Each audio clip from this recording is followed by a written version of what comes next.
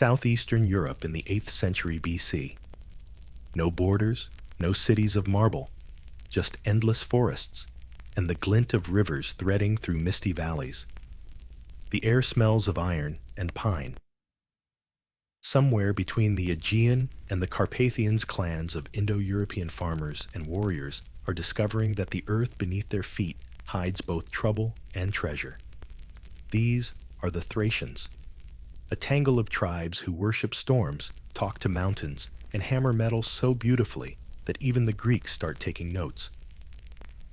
Out of this chaotic orchestra of peoples, one melody begins to drift apart. North of the Danube, in lands of rolling plains and hard mountains, a group of Thracian cousins start doing things their own way. Different weapons, different burial rites, different accents shouted over campfires. They don't know it yet, but they're becoming the Dacians. Greek traders along the Black Sea notice them first. The merchants of Histria and Tomis write home about tribes beyond the river who fight like thunder and trade like foxes, fierce, proud, and strangely spiritual. They bury their dead with iron blades and bronze jewelry, as if death were just a business trip requiring good accessories. Archaeologists digging through those old stories have found the proof villages perched on high ridges, fortified with timber and earth. Curved swords forged from Hallstatt iron. Pottery painted with swirling spirals that look half geometric, half hallucination. Somewhere around the 6th century BC, these northern Thracians stop being merely cousins. The mountains make them tougher, the winters make them cleverer, and isolation forges them into something distinct, the first Proto-Dacians. Their world is not easy. In summer, grain fields ripple in Transylvanian valleys. In winter, the wind screams down from the Carpathians and freezes everything except ambition. The Dacians learn to coax iron from stubborn ore and grow barley in soil that bites back. They are part warrior, part engineer, part philosopher, and entirely convinced that the gods watch every plow furrow and sword stroke. When Greek colonists describe them as fierce and just, it's not poetic license. It's professional observation. Trade paths spread like veins, amber from the north, salt from the mountains, wine from the south, though that will later become controversial. Ideas move along those same paths. From Celts, they learn the flowing curves of Latin art. From Scythians, the thrill of mounted warfare. From Greeks, the notion that the soul might be immortal. They take all of it, mix it with their own thunder-loving traditions, and come out with something distinct. A culture that can melt foreign influence and recast it in Dacian shape. Their villages cling to hilltops for safety, but also for pride. Down in the valleys, life is domestic women, weaving children, herding goats, elders telling stories about heroes who turned into stars.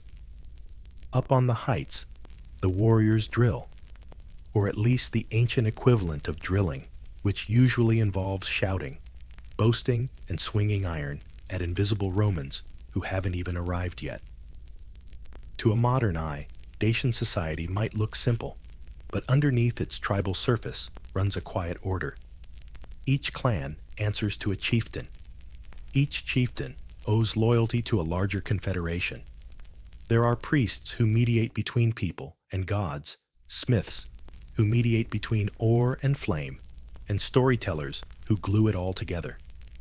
Even their burial mounds tell stories, stone circles shaped like boats, suggesting that the dead sail into some misty beyond, where Zalmoxis, their enigmatic teacher god, is waiting with philosophical lectures and possibly good wine.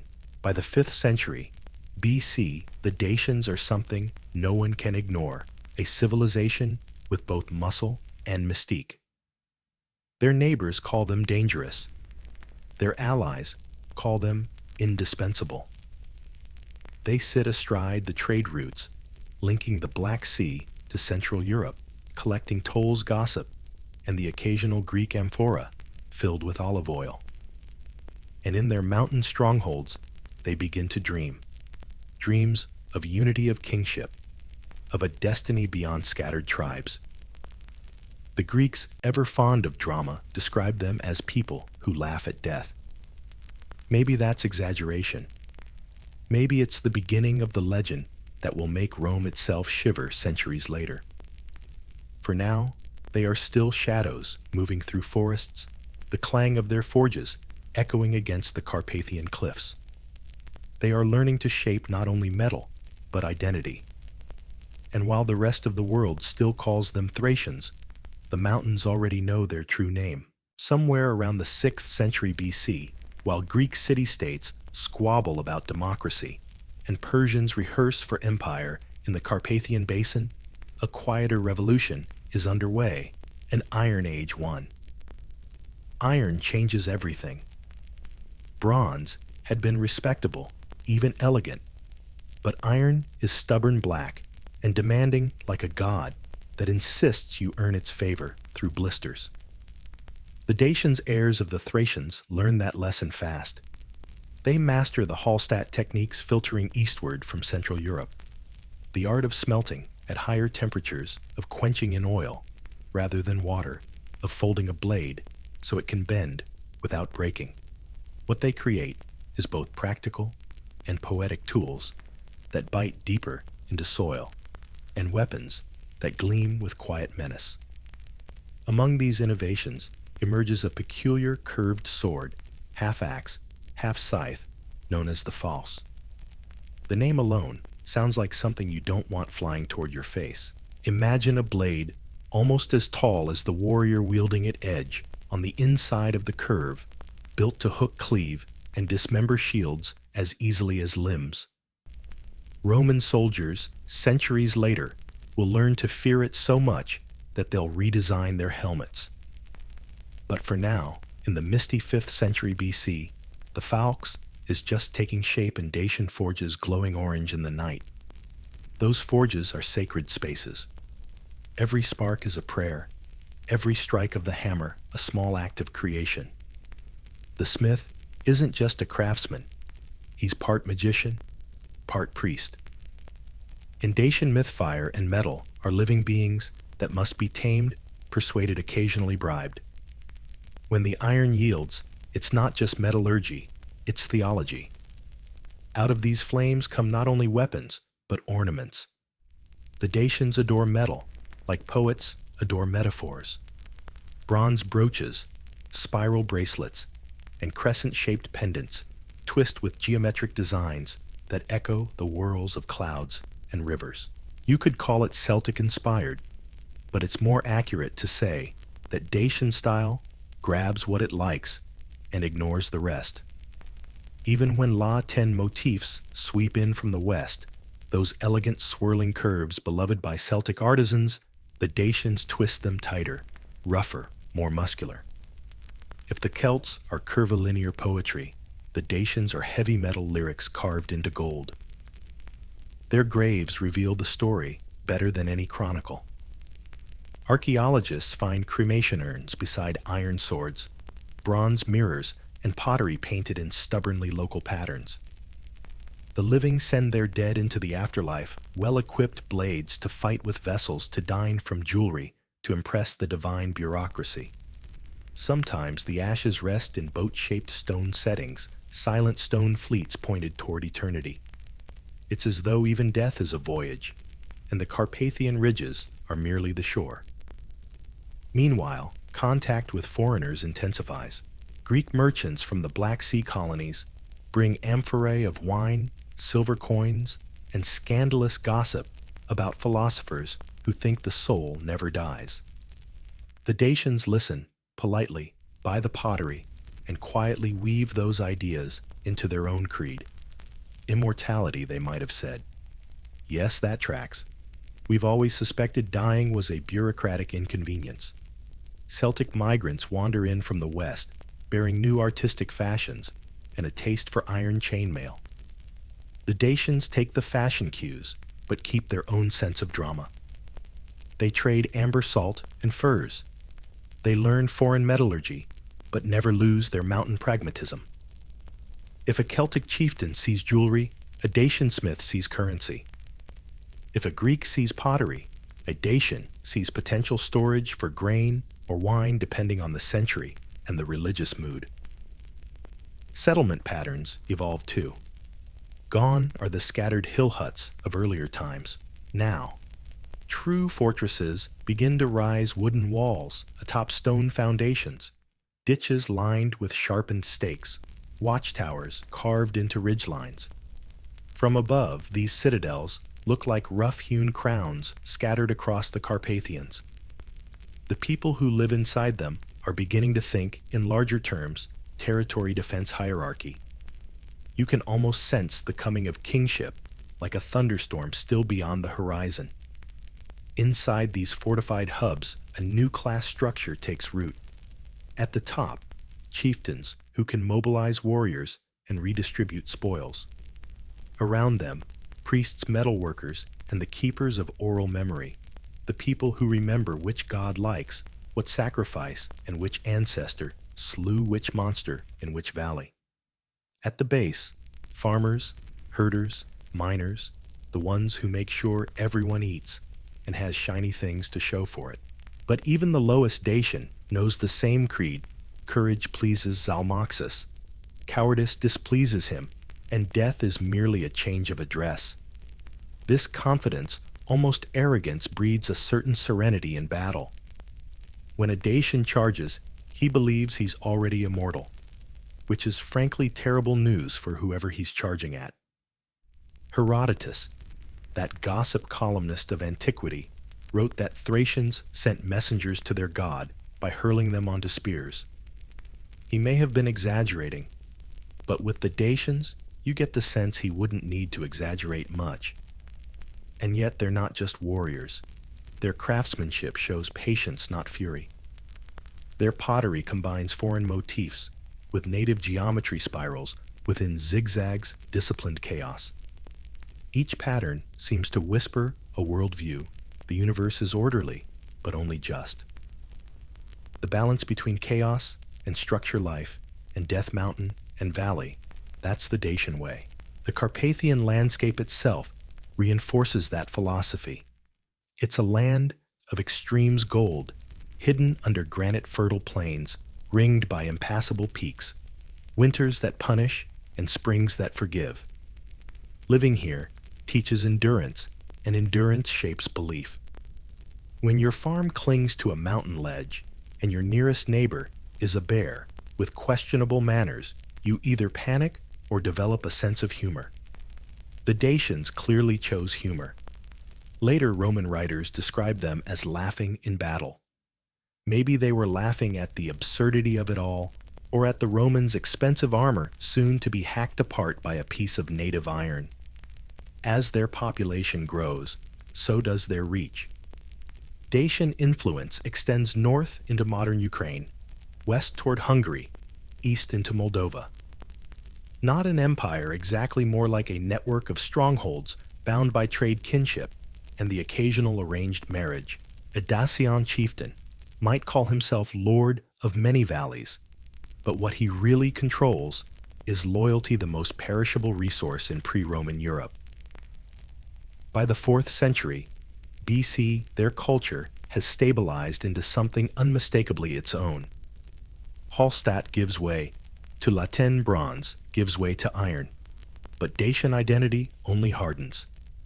Their gods are localized now, their rituals standardized, their artisans distinctive. They've become the mountain mirror of the Mediterranean, not imitators, but parallel innovators. Somewhere among those hills, a young warrior stares into the forge and sees his reflection in the glowing metal. He doesn't know it, but the weapon he's shaping, that curved falx, will one day make emperors tremble. The clang of his hammer echoes across centuries, through the smoke and pine scent, through the laughter of comrades who believe death is a vacation.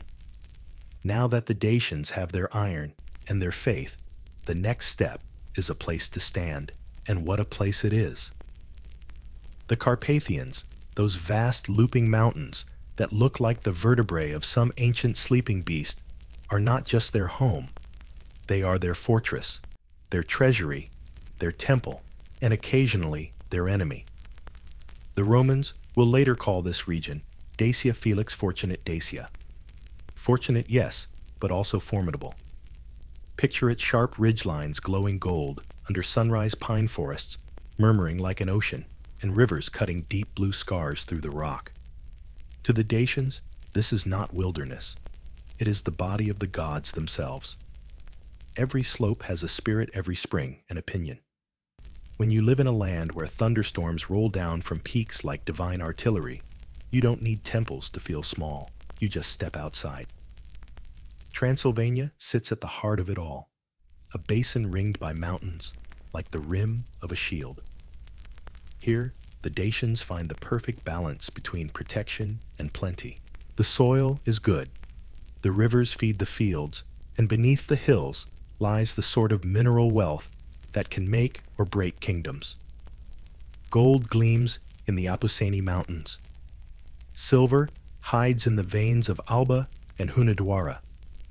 Iron, copper, and salt, every ingredient for civilization, waits patiently underground, ready to be dug, smelted, traded, and occasionally fought over. Mining isn't just an industry here, it's an identity. Imagine Dacian miners in torchlight tunnels carving into the earth with primitive picks, while priests above perform rituals to appease the spirits of stone. Every ingot hauled out is a piece of the mountain's soul, something to be both respected and monetized. The Dacians are already becoming masters of metallurgy, not just for war, but for wealth. Gold jewelry, silver vessels, iron tools, each object a promise of prosperity. And prosperity, as history loves to remind us, always attracts attention. But before the Romans, before even the Celts start eyeing these mountains with envy, the Dacians themselves are learning to organize. Their world isn't a kingdom, yet think of it as a collection of well-fortified opinions. Across Transylvania rise their settlements, clusters of homes encircled by palisades perched on ridges that overlook the valleys like vigilant eagles.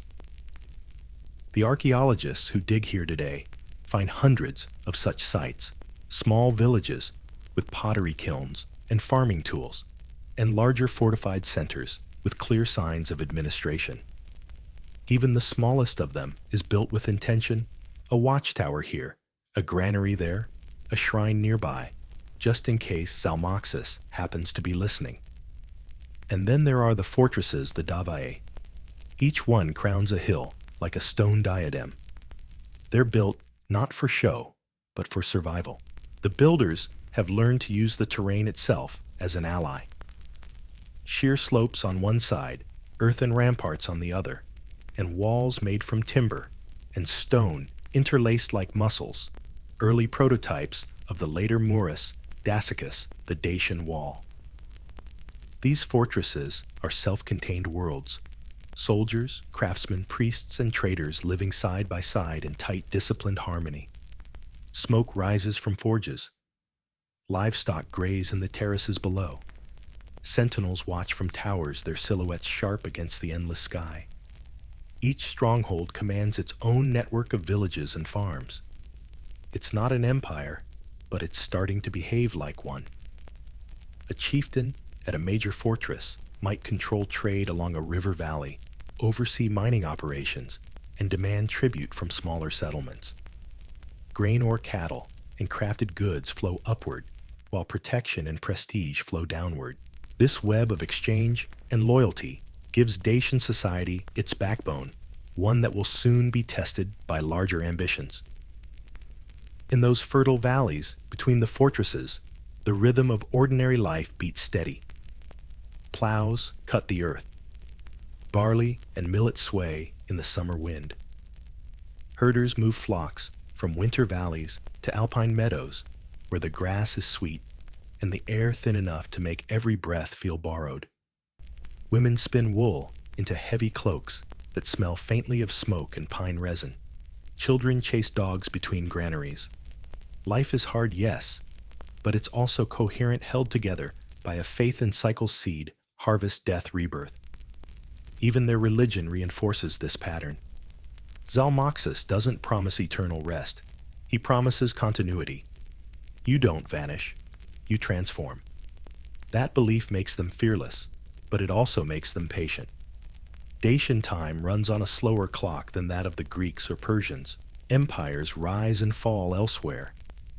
In these mountains, the same rivers keep flowing. The same gods keep murmuring through thunder. While city-states argue over philosophy, Dacian leaders think in terms of seasons and lineages. To them, stability is victory. Trade becomes the glue that binds this rugged land to the outside world. From the Greek colonies on the Black Sea, Histria, Tomis Calatis, come amphorae, filled with wine, olive oil, and imported gossip about wars far away. In return, the Dacians send grain livestock, and above all, metals. Gold especially travels southward in quiet caravans disguised in sacks of grain or hidden beneath wagon boards. The Greeks know where it comes from. They just pretend not to ask. It's better for business that way. With wealth comes complexity. Markets spring up near fortified settlements, and with them appear craftsmen who work full-time instead of seasonally. The potters perfect their geometric designs. The jewelers invent new motifs that mix Celtic elegance with local vigor, and the blacksmiths become indispensable enough to have opinions about politics. It's not yet urban life, but it's the prototype. Over time, the Dacian sense of territory sharpens. They begin to name their mountains, their rivers, their borders. The Carpathians are no longer infinite. They are home-mapped in oral tradition and guarded with a mixture of pride and paranoia. Outsiders, Celts, Scythians, Greek traders are welcome to visit, but not to stay.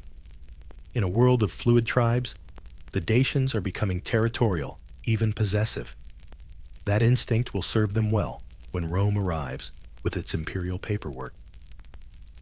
The geography shapes not just their economy, but their psychology. Living ringed by mountains teaches both humility and defiance. You know you're small compared to the landscape, but you also know that anyone trying to take it from you will have a very bad day. The Carpathians make the Dacians cautious planners, expert ambushers, and stubborn defenders. They learn to fight on slopes, to disappear into forests, to use mist and echo as allies. When later Roman generals study Dacian campaigns, they'll complain that the enemy hides in the weather. By the 3rd century BC, the Dacians' homeland is a complex patchwork of valleys and strongholds, loosely federated but culturally unified. Transylvania is their heart, but their reach extends outward north into modern Ukraine, west toward the Pannonian Plain, south across the Danube, where kindred tribes watch the Greeks with suspicion. Every pass, every river crossing has its guardians. Every hill fort watches another. It's a landscape designed for both defense and communication, a living nervous system stretched across mountains. And within this system, something new is forming the first flicker of national consciousness. Maybe it's too strong a word for the ancient world, but there's an unmistakable sense that these people belong to something larger than tribe or valley. They share gods, language, and pride. They've learned to survive not by imitation, but by innovation. And while the rest of Europe is still learning to organize, the Dacians have already mastered the balance between local autonomy and collective strength. If you stood on a ridge above a Dacian fortress at dusk, you'd see smoke from dozens of hearths spiraling into the evening sky, hear the clang of iron echoing between valleys, and smell pine wood fires mixed with the metallic tang of ore.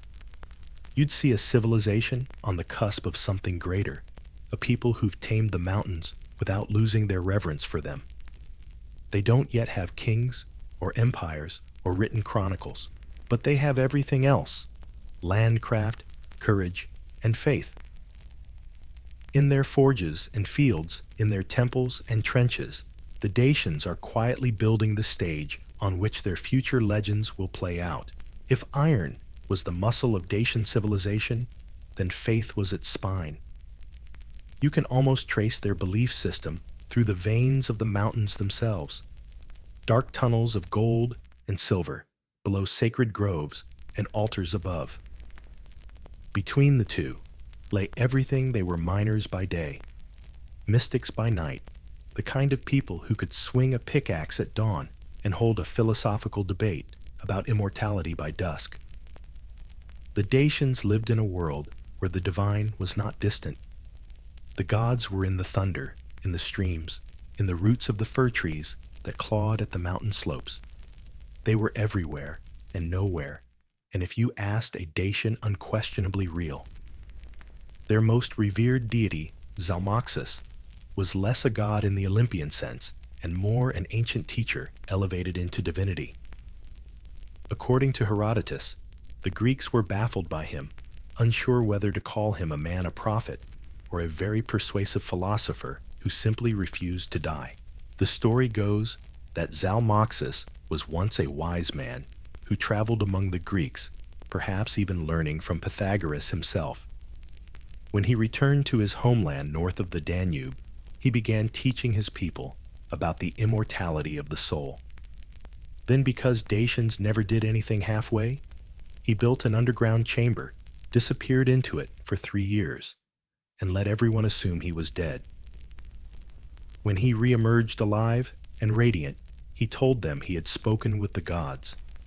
It's the Iron Age equivalent of faking your death for a really dramatic sermon. Whether the tale is history or myth doesn't matter. What matters is what it did to the Dacians. Zalmoxis became the cornerstone of their worldview. Death to them was an illusion, an inconvenient intermission in the theater of existence. When a Dacian warrior went into battle, he wasn't fighting for life. He was fighting for honor, because life was guaranteed to continue somewhere beyond the clouds. Even their enemies noticed. The Greeks admired their courage. The Romans later would call it madness. But there's a special kind of power in believing the afterlife is just a border crossing. Their worship wasn't confined to temples or idols. The Dacians found the divine in the wild. Sacred groves dotted the mountains, where sunlight filtered through the pines like liquid gold. There, priests conducted ceremonies, sacrifices, and initiations, always in harmony with the rhythms of nature. The sound of wind through the branches, the cry of an eagle overhead, the rumble of thunder rolling across the peaks, these were Zalmoxis speaking. If the Greeks built marble temples to contain their gods, the Dacians left the sky open as if to say, why build walls when eternity is already looking down on you? Theirs was a religion of landscape, one that made the Carpathians not merely home, but heaven's front porch. And yet their spirituality was organized, even intellectual. The priestly class, or kapnobatai, smoke walkers, the Greeks called them, half in awe, half in mockery, served as both religious guides and political advisors. They preserved oral traditions, memorized ancestral genealogies, and counseled chieftains on matters of law and war. In Dacian society, to disobey the priest was to risk not just divine wrath, but public disgrace. The line between ruler and seer blurred until it was impossible to tell which held more power, the sword or the prophecy. Their rituals were complex and symbolic. When someone died, their burial could be either cremation or inhumation, depending on local custom or social rank. Grave goods were plentiful weapons, ornaments, pottery, even food and drink for the journey beyond. To an archaeologist, each tomb reads like a short biography. Here lies a warrior, still armed for an eternal campaign. Here a matron surrounded by her jewelry and household vessels, prepared to run the next world as efficiently as this one. And then there were the sacrifices, yes, the unsettling kind. Ancient writers claim that the Dacians sent messengers to Zalmoxis by literally sending them off via spear point. To them, it wasn't murder, but postal service. A chosen envoy would be ritually slain, carrying the people's prayers directly to the divine. The Greeks, predictably horrified, missed the point, for the Dacians' death wasn't an ending. It was a job assignment. Still, their religion wasn't all somber ritual and ecstatic prophecy. It was also deeply philosophical. The Dacians genuinely grappled with the nature of existence. What happens when the body dies? Does the soul linger in the wind? Can a person return? These weren't abstract questions for them. They were lived truths, woven into song, and storytelling reflected in how they fought, farmed, and built. Even their architecture mirrored their faith. Circular sanctuaries at sites like Sarmizegetusa Regia were aligned with celestial movements, marking solstices and equinoxes with astonishing precision. It's as if they were trying to synchronize their worship with the heartbeat of the cosmos itself. Meanwhile, the gods multiplied. Zalmoxis may have ruled supreme, but he didn't rule alone. Scholars suspect a pantheon of lesser deities, sun gods, moon spirits, river mothers, and forest protectors, each tied to an aspect of survival. To anger the storm, God was foolish. To neglect the hearth spirit was fatal. Religion wasn't a matter of belief. It was a survival strategy. The sacred and the practical were two sides of the same coin, an idea the Romans, ironically, would later perfect in marble. This fusion of faith and function made Dacian society unusually cohesive. Where Greek city-states fractured over politics, the Dacians found unity through devotion. When neighboring tribes quarreled, priests mediated. When crops failed, they prescribed rituals instead of blame. Even warfare had a religious rhythm. Before battles, they sought omens in the flight of birds or the crackle of fire. When warriors died, their comrades celebrated, not mourned, believing them promoted to the next level of existence. It sounds poetic, but also terrifying. An entire culture convinced that fear itself is irrelevant.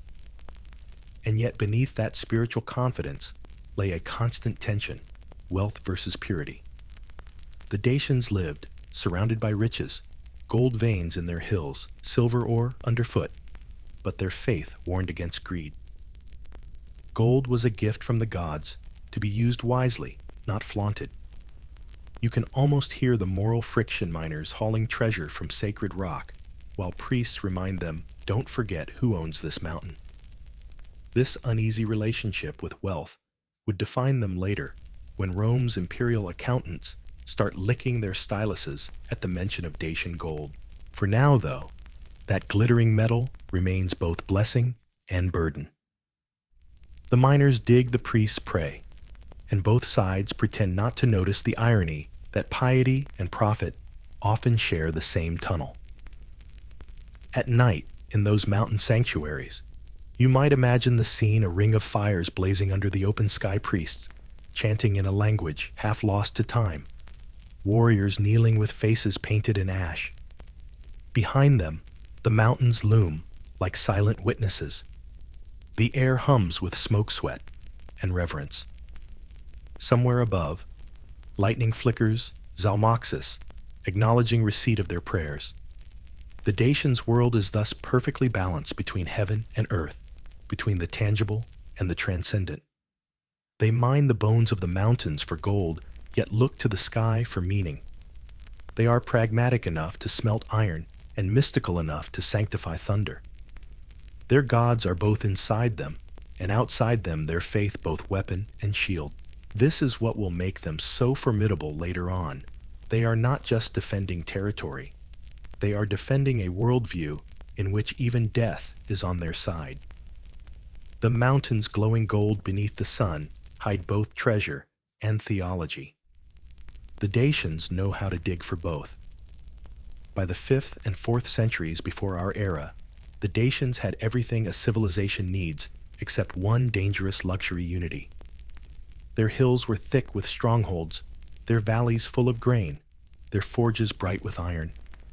But every mountain had its own chieftain, every valley its own ambitions. Independence, after all, was their birthright. For generations, that fierce autonomy had kept them alive. Now, it began to hold them back. To survive the growing storms sweeping across Europe, the migrations of Celts, the expansion of Rome's cousins in the south, and the shifting alliances of Thracian tribes, the Dacians would have to do something deeply unnatural for mountain people trust one another. The transformation began quietly, not with a great battle, but with the realization that strength scattered is weakness multiplied. In the ore-rich heart of Transylvania, the first powerful chieftains began stitching together clusters of allied tribes. They weren't yet kings in the Mediterranean sense, no crowns, no coins, but they commanded loyalty through charisma, diplomacy, and the simple mathematics of survival. If we fight each other, one might have said, we mine for our enemies. The land itself favored centralization. Mining required organization fortifications, demanded coordinated labor, and trade needed protection across valleys. Slowly, alliances hardened into confederations. A chieftain in the Oresti Mountains could control not only the mines of Rosia Montana, but the fields that fed them and the trade routes that exported their metals. With each success, the political horizon of Dacia expanded. Archaeologists can trace this shift in the ruins of their fortresses. Earlier hilltop villages built mostly for shelter start transforming into multi-layered citadels, engineered not by chance, but by design. The walls grow higher, thicker, more ambitious. Defensive systems appear in concentric rings, designed to protect entire communities, not just warrior elites. At places like Piatra Craivi or Capulna excavations, reveal gateways, flanked by towers and ramparts of carefully stacked stone, held together with timber frames, a technique so advanced that Roman engineers centuries later will study it with grudging admiration. These fortresses were more than military strongpoints. They were statements. They said, we are no longer scattered tribes. Inside the walls, stone houses replace wooden huts, and temples rise beside granaries. Political councils meet under sacred oaks, and decisions are made not by impulse, but by vote. In their smoke-filled halls, warriors drink from horn cups, while priests invoke Zalmoxis to bless new laws. Out of the haze of incense and iron filings emerges something radical for these highlands, a sense of statehood. But unity doesn't come easy. The Dacians' greatest strength, their fierce independence, was also their curse. Old rivalries simmered beneath the surface. Mountain passes that once divided tribes still whispered of ancestral feuds. To forge a kingdom out of such material required not only soldiers, but diplomats, and not just faith, but finesse. So the new leaders turned to marriage, the Iron Age version of merger and acquisition. A daughter of one tribe weds the son of another. Dowries of cattle and weapons flow like rivers. Chieftains exchange promises sealed not in ink but in blood. Bit by bit, these alliances knit the Dacian confederations together. In the longhouses of Transylvania, the sound of feasting becomes the soundtrack of diplomacy. Of course, where politics softens, ambition sharpens.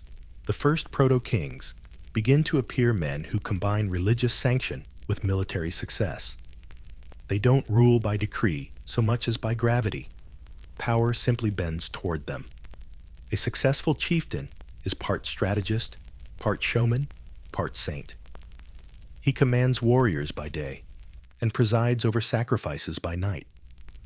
When he raises a cup of wine or honey mead, or whatever their gods currently allow, everyone listens. In this environment, religion becomes the great unifier. The priests, long respected as interpreters of Zalmoxis' will, find new roles as diplomats and archivists. They memorize genealogies that stretch across tribes using shared ancestry as a political glue. In a land without writing, the human memory becomes the national archive. Every ritual chant doubles as a legal record. Every prayer is a policy statement. Economics also nudges them toward unity. Mining operations grow too complex for a single village to manage. Coordinating the extraction of gold, the smelting of ore, and the defense of trade caravans requires larger administrative systems. Fortified centers evolve into regional capitals, proto-cities, buzzing with craftsmen, soldiers, and administrators. At their hearts stand sacred enclosures, circular sanctuaries, where the spiritual and the political meet in open daylight. And the warriors, they evolve too. The Dacian fighter, once a free champion charging alone into glory, now learns to move in formation. The falx remains their signature weapon, but the choreography of battle changes. No longer is bravery measured by recklessness. Discipline becomes divine. The priest blesses not the lone hero, but the unit that stands its ground. It's an early rehearsal for the professional armies that will one day stand against Rome. Still, for all their growing sophistication, these new Dacian leaders remain children of the mountains. They understand that power must appear sacred to endure. The chieftain, who rules from stone walls, also keeps a shrine in the forest. Before campaigns, he ascends to the high peaks to offer sacrifice, speaking to the gods through the wind. When he descends again, his followers greet him as one touched by the divine. In that moment, politics becomes prophecy. By the 3rd century BC, the transformation is visible even to outsiders. Greek traders, who once dealt with a patchwork of tribes, now speak of organized territories, fortified cities, and rulers who send envoys rather than raiding parties. They note, perhaps with a little envy, the efficiency of Dacian administration roads, linking mountain passes, standardized weights, for trade, even early taxation in the form of tribute. The Dacians are no longer just barbarians beyond the Danube. They are something newer and more unsettling to their neighbors, a people becoming a nation. At sites like Kostest and Blidaru, archaeologists uncover evidence of planning on a grand scale. Stone walls curve like the ribs of giants. Terraces hold workshops and storage pits. Inside the citadels, traces of paved roads and water systems hint at civic planning rare for the region. These are not improvised strongholds. They are the prototypes of urban design. You can practically hear the hum of organized life hammering from the smithies, chanting from the temples, and the steady rhythm of guards marching along the ramparts. Yet amid this progress lingers a sense of fragility. The Dacians know that greatness attracts envy. To the west lie the Celts, whose restless migrations could easily spill into Transylvania. To the south, Greek colonies cling to the Black Sea coast, bringing both trade and temptation. And beyond them, still distant, still preoccupied with their own civil wars, loom the Romans, the great collectors of other people's resources. By the time the 3rd century BC rolls in, Dacia hums like a forge at full heat. The air rings with hammer blows. The smell of burning pine and molten iron hangs heavy, and everywhere you go, there's the rhythm of something new, being shaped, not just weapons, but an army, a nation, a way of life that worships skill as much as courage. The Dacians are no longer a scatter of mountain tribes. They are a people who have learned to fight together, and that in antiquity is the first step toward empire. Their warriors were already famous in Greek and Thracian rumor, tall, wild-haired men who went to battle in linen tunics, dyed of violent red or indigo, swinging curved blades that glinted like lightning. But now, those same warriors are being drilled, not just inspired. The age of the lone hero is giving way to the age of formation and command. Somewhere among the strongholds of the Ancient Mountains, leaders begin to think like generals instead of champions. The falx, their signature weapon, is at the center of it all. Imagine a blade nearly as long as its wielder's body, hooked inward, at the end sharpened on the inside curve. Held in two hands, it could split shields, hook a foe's arm, or drag a horseman clean out of the saddle. Against light infantry, it was devastating. Against heavily armored Romans, later it would become their worst nightmare. But the falx isn't just a piece of steel. It's a philosophy. It's the idea that war is not about elegance, but efficiency. Not about defense, but decisive motion. In the hands of a Dacian, the falx becomes poetry in motion, one swing, to cripple another, to finish no wasted energy. The warriors trained for it in groups, their feet pounding the earth in perfect rhythm, blades whistling through air in a deadly chorus. It takes discipline to handle such a weapon without losing your own arm. The old warriors say that mastering the falx teaches patience, each movement a promise that the gods themselves are watching. The Romans would later write about the Dacian fanatic courage, but that misses the nuance. These weren't berserkers foaming at the mouth. They were professionals by their own standards, men whose belief in Zalmoxis had stripped them of fear, leaving only precision. Death was a promotion, and glory a matter of execution, not survival. When a Dacian army formed up, it was a sight that could chill the blood. Long hair, tied-back beards, braided eyes, outlined in soot. They wore wolfskin cloaks sometimes, with the animal's head still attached, the jaws resting over the warrior's scalp. The wolf was their totem, fierce, loyal, merciless. The Greeks thought it barbaric. The Dacians thought it efficient branding.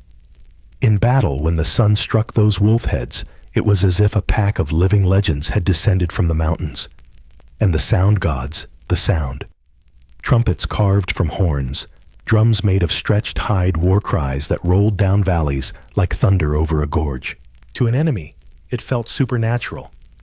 To a Dacian, it was communion. Their gods didn't live in quiet temples, they lived in noise and courage. Yet even thunder needs choreography. As tribal confederations merged, so did their armies. The Dacians began developing formations suited to their terrain. Staggered lines for mountain ambushes, crescent shapes to envelop enemies on open plains, layered defenses where spearmen shielded falx wielders until the moment of charge. They fought with terrain, not against it. They turned forests into traps, rivers into barriers, mountains into weapons. Their leaders understood that discipline was power. Each fortress became both temple and training ground.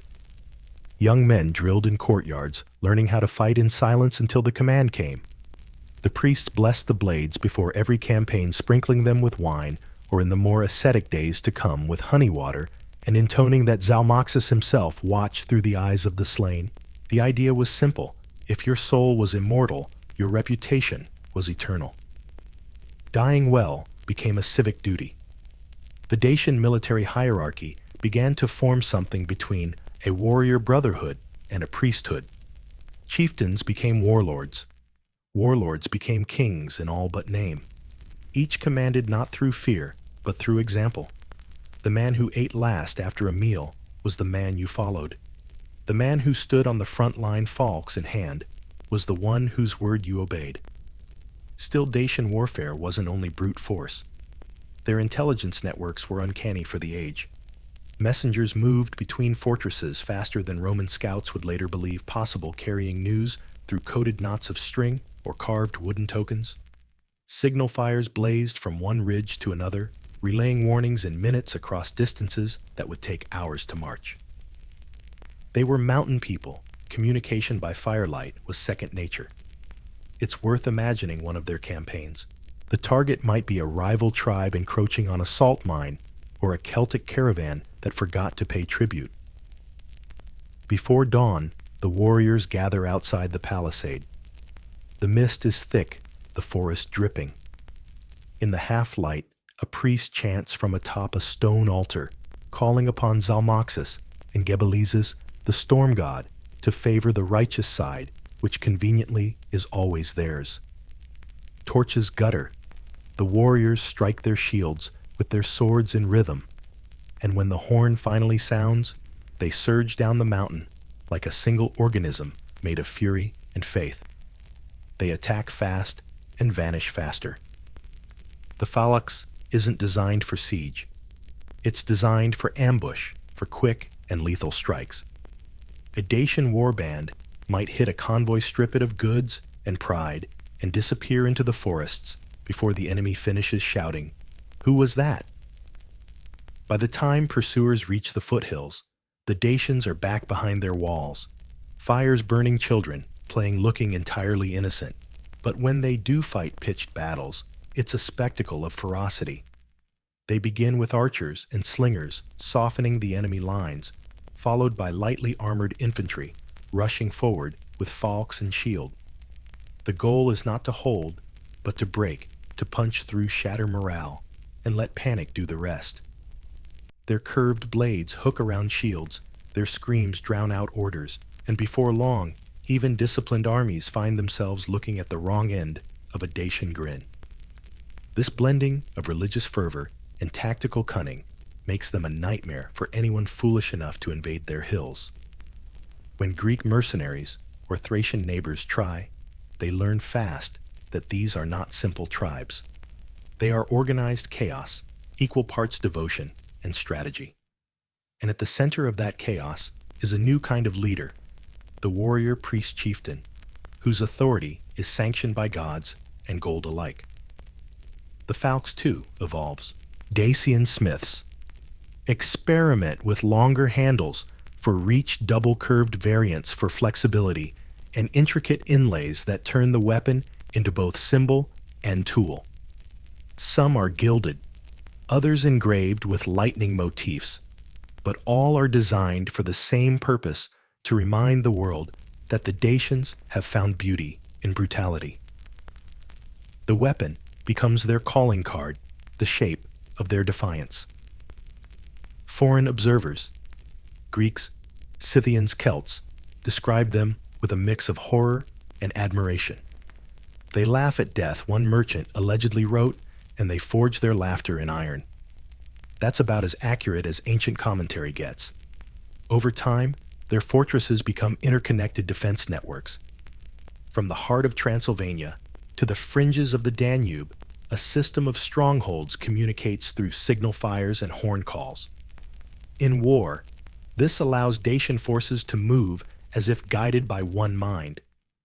In peace, it becomes the skeleton of a kingdom waiting for flesh, because even now, while no single ruler yet dominates, the idea of a united Dacia is gathering momentum. The priestly councils preach it, the warriors dream of it, and the mountains themselves seem to whisper it back. The Dacians are learning something Rome already knows: armies build nations. If the phalanx was the symbol of Dacian fury, the fortress was the symbol of their patience. Look up from the Transylvanian valleys, and you can still see their bones scattered across the ridges, stone walls gripping the mountains like fossilized thunderbolts.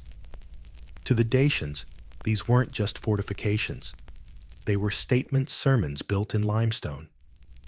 And nowhere did their genius speak louder than in the Murus, Dacius, the Dacian wall, an invention so clever that Roman engineers would later copy it with professional envy. Picture a steep hilltop surrounded by rolling forests. On its summit rises a system of terraces, each ringed with heavy stone ramparts. But these aren't your average walls. The Murus Dacius was a masterpiece of mountain engineering, layers of cut limestone blocks, fitted without mortar, locked together by horizontal wooden beams that ran through the stone like veins. The result was both strong and flexible, able to absorb the impact of battering rams, earthquakes, and the slow chewing of time. Where a Roman wall broke under pressure, the Dacian wall flexed and endured, and there were hundreds of them. From Sarmizegetusa Regia, the beating heart of the Dacian world, to her sister, fortresses at Kostest Blidaru, Piatra Roșie, and Capulna, the mountains became one immense defensive web. Each fortress guarded the next like links in a chain of granite. They were positioned at the mouths of valleys, near rivers, at crossroads, everywhere an invader might dare to pass. And from the heights, signal fires could flash warnings across distances that would take an army a full day to march. Together, these citadels formed not just a defense network, but a conversation stone speaking to stone in the language of survival. But defense wasn't their only purpose. Inside the walls, life thrived. Sarmizegetusa Regia, whose name still tastes like legend, was not merely a fortress, but a city, a temple, a treasury, and the spiritual GPS of an entire civilization. Built high in the Oresti Mountains, it commanded the valleys below, like a hawk over its nest. Here the Dacians built terraces of sanctuaries, paved roads, and storehouses large enough to feed armies. The site had everything: fresh springs, forests, fertile slopes, and that unbeatable Dacian aesthetic of combining practicality with grandeur. Walk its ruins today, and you can still feel the geometry of faith. The sacred precinct, laid out in circles of stone pillars, was aligned to the sun and stars. Each solstice, the sunrise pierced straight through its center, washing the altars in gold. To modern eyes, it looks almost astronomical: part Stonehenge, part fortress, all intentional. The Dacians didn't just build to survive, they built to communicate with eternity. Those who lived there understood that. Archaeological traces show craftsmen, miners, priests, soldiers, even scribes of sorts.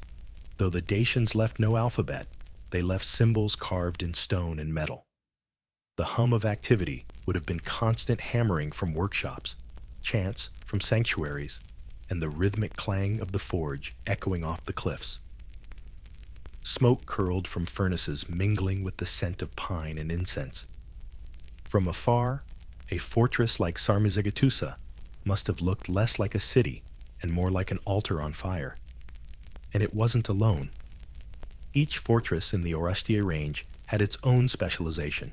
Kostest, perched on a ridge above a river, acted as the first line of defense and the southern gateway to the heartland. Its double walls and observation towers could block invading forces or relay signals deeper into the mountains.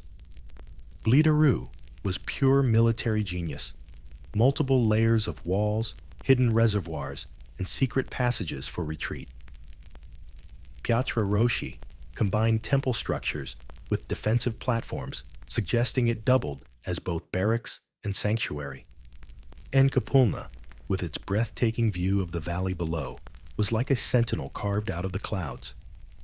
Together, these fortresses formed what archaeologists call the Dacian crown. It was a kingdom built not on rivers or roads, but on elevation, because in these mountains, height was power. Whoever controlled the ridges controlled everything, and the Dacians naturally took full advantage. To build these citadels required coordination on a scale most barbarian societies couldn't dream of. Thousands of workers cut and hauled stone from nearby quarries, engineers planned drainage and terracing, and architects, yes architects, designed layouts that balanced defense with ceremony. You can almost imagine a Dacian foreman shouting over the noise of chisels, "Make the walls taller. If the gods can see it from the clouds, we're safe." The work was relentless but sacred. Every layer of stone was laid with ritual offerings, bits of bronze pottery shards, even animal bones, as if each fortress were being born, not built. When completed, the citadel wasn't just a military installation, it was a living organism. The heart, the priests kept pure. The arms, the warriors extended the bones. The miners fed with iron. And inside those stone arteries pulsed a kind of quiet sophistication that would surprise Rome when it finally arrived. Dacian cities had running water terracotta pipes leading from mountain springs into storage basins. They had paved courtyards, granaries, and administrative quarters with carved thresholds. They practiced metallurgy at an industrial level, producing iron tools, bronze ornaments, and weapons in quantities that suggested full-time labor divisions. They even minted imitation Greek coins, proof that their economy wasn't just barter and bravado, but an actual financial system. This wasn't wilderness.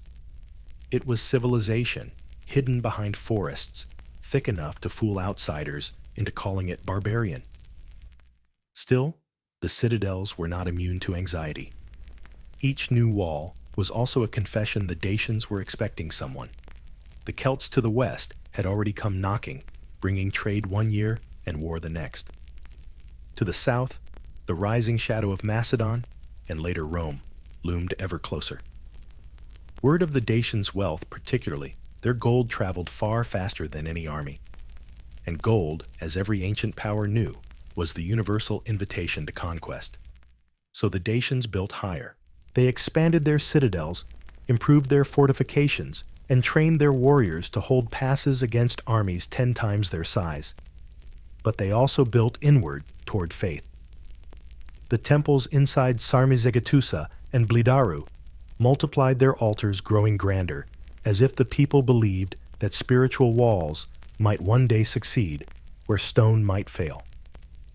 Religion and defense became one and the same. A fortress was a sanctuary as much as a stronghold. A priest could be a general, and a general could command a prayer. Before each construction project, sacrifices were offered not to beg protection, but to acknowledge the gods as partners in the architecture. In Dacia, every nail was hammered in the name of immortality. The Carpathians themselves played their part. The Dacians didn't so much conquer the mountains as collaborate with them. They carved terraces that followed the natural curve of the ridges and used the slopes to funnel rainwater into reservoirs. In winter, when snow buried the valleys, their fortresses stood above the clouds, their watchfires flickering like distant stars. No invading army could move easily through that terrain. Every ridge was a natural trap, every narrow path a potential ambush site. And perhaps most remarkably, these citadels were beautiful.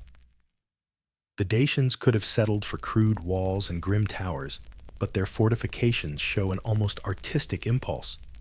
Stones are cut with mathematical precision, fitted so tightly you could slide a bronze coin between them. Decorative patterns appear on gate frames. The sanctuaries, circular and symmetrical, show that geometry wasn't just practical, it was spiritual. Order itself was a form of worship. The Romans would later describe Dacia as a land of inexplicable fortresses, a phrase that captures both admiration and unease. Because when you build your cities in the clouds, you send a message: we are closer to the gods than to you. From a distance, Dacia looked like a fortress kingdom of stone and pine, a land of warriors and storm gods. But step closer, and you'd hear something more ordinary and far more telling: the bleating of goats, the creak of wagons, the metallic ring of hammers shaping not swords but plowshares. For beneath all that iron and faith, the Dacians were first and foremost a people of the land, a society that drew its strength not only from war and worship, but from the quiet rhythm of work. Transylvania and the Carpathian Basin were quite simply generous. The valleys were wide, the soil rich, and the seasons, though sometimes cruel, dependably cyclical. Grain, flax, and barley thrived in the lowlands. Orchards climbed the slopes. Herds grazed the plateaus. The rivers carried silt from the mountains, leaving the floodplains fertile. It was a land that could feed armies, and that alone made it sacred. The Dacians understood this deeply. Farming wasn't just labor. It was partnership with the gods. Before each sowing, priests offered honey and bread to the earth. Before each harvest, they sacrificed a rooster, a symbolic messenger to Zalmoxis, thanking him for the sun and warning him not to send too much rain. In their worldview, the field was as holy as the temple. A man might die for his fortress, but he lived for his field. Their agricultural system was surprisingly advanced. Archaeologists find iron plowshares scattered across ancient settlements, evidence of a technology that allowed them to turn heavy soil with ease. They practiced crop rotation, alternating grains and legumes to keep the earth fertile, and stored surplus grain in underground silos lined with clay, keeping food safe through harsh winters and lean years. Animals filled the rest of the picture: cattle for milk, and plowing sheep for wool, goats for resilience, and pigs for the great communal feasts that followed a harvest or a victory. Herdsmen practiced transhumance, moving flocks to mountain pastures in summer and down to the valleys in winter, a dance of survival as old as the hills themselves. All of this prosperity demanded tools, and so craftsmanship blossomed. The same smiths who forged falxes for warriors made sickles for farmers and cauldrons for housewives. Bronze and iron implements became household staples: knives, scythe, fibulae, hinges, brooches. In the forges of the Carpathians, practicality and beauty were rarely separate. Even a cooking pot might be adorned with geometric designs that echoed the patterns carved into temple stones. From this base of abundance rose a vibrant internal trade. Caravans threaded the river valleys, carrying salt from the mountains, grain from the plains, and wool and hides from the shepherds. Dacian markets were likely noisy, smoky affairs, bartering tables lined with honey pottery, amber, and the occasional jar of imported wine. The smell of roasting meat, pine smoke, and wet earth probably filled the air. Coins clinked here too. Though Dacian currency was often a creative imitation of Greek and Macedonian designs, stamped with local symbols: horses, eagles, suns. But it was the mines that made Dacia wealthy and irresistible. The Carpathians glittered underground with veins of gold and silver, and Dacian miners were among the most skilled in the ancient world.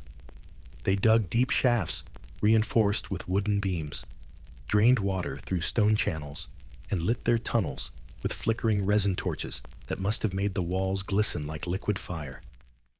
Fire setting, an ingenious technique, allowed them to break hard rock. They'd heat the stone face with flame, then quench it suddenly with water, cracking it open for the pickaxes. The miners would sing as they worked, songs meant to calm the mountain spirits and keep the tunnels from collapsing. At Rocha, Montana, and Zlatna, archaeologists have found sprawling networks of tunnels and galleries, some so intricate they could rival Roman mines, built centuries later. Out of these dark labyrinths came gold, pure enough to be hammered into foil, coiled into bracelets, or cast into ceremonial cups. Silver followed along with iron and copper, each metal feeding a different layer of Dacian society: gold for the gods and king's iron for the warriors, bronze for the artisans.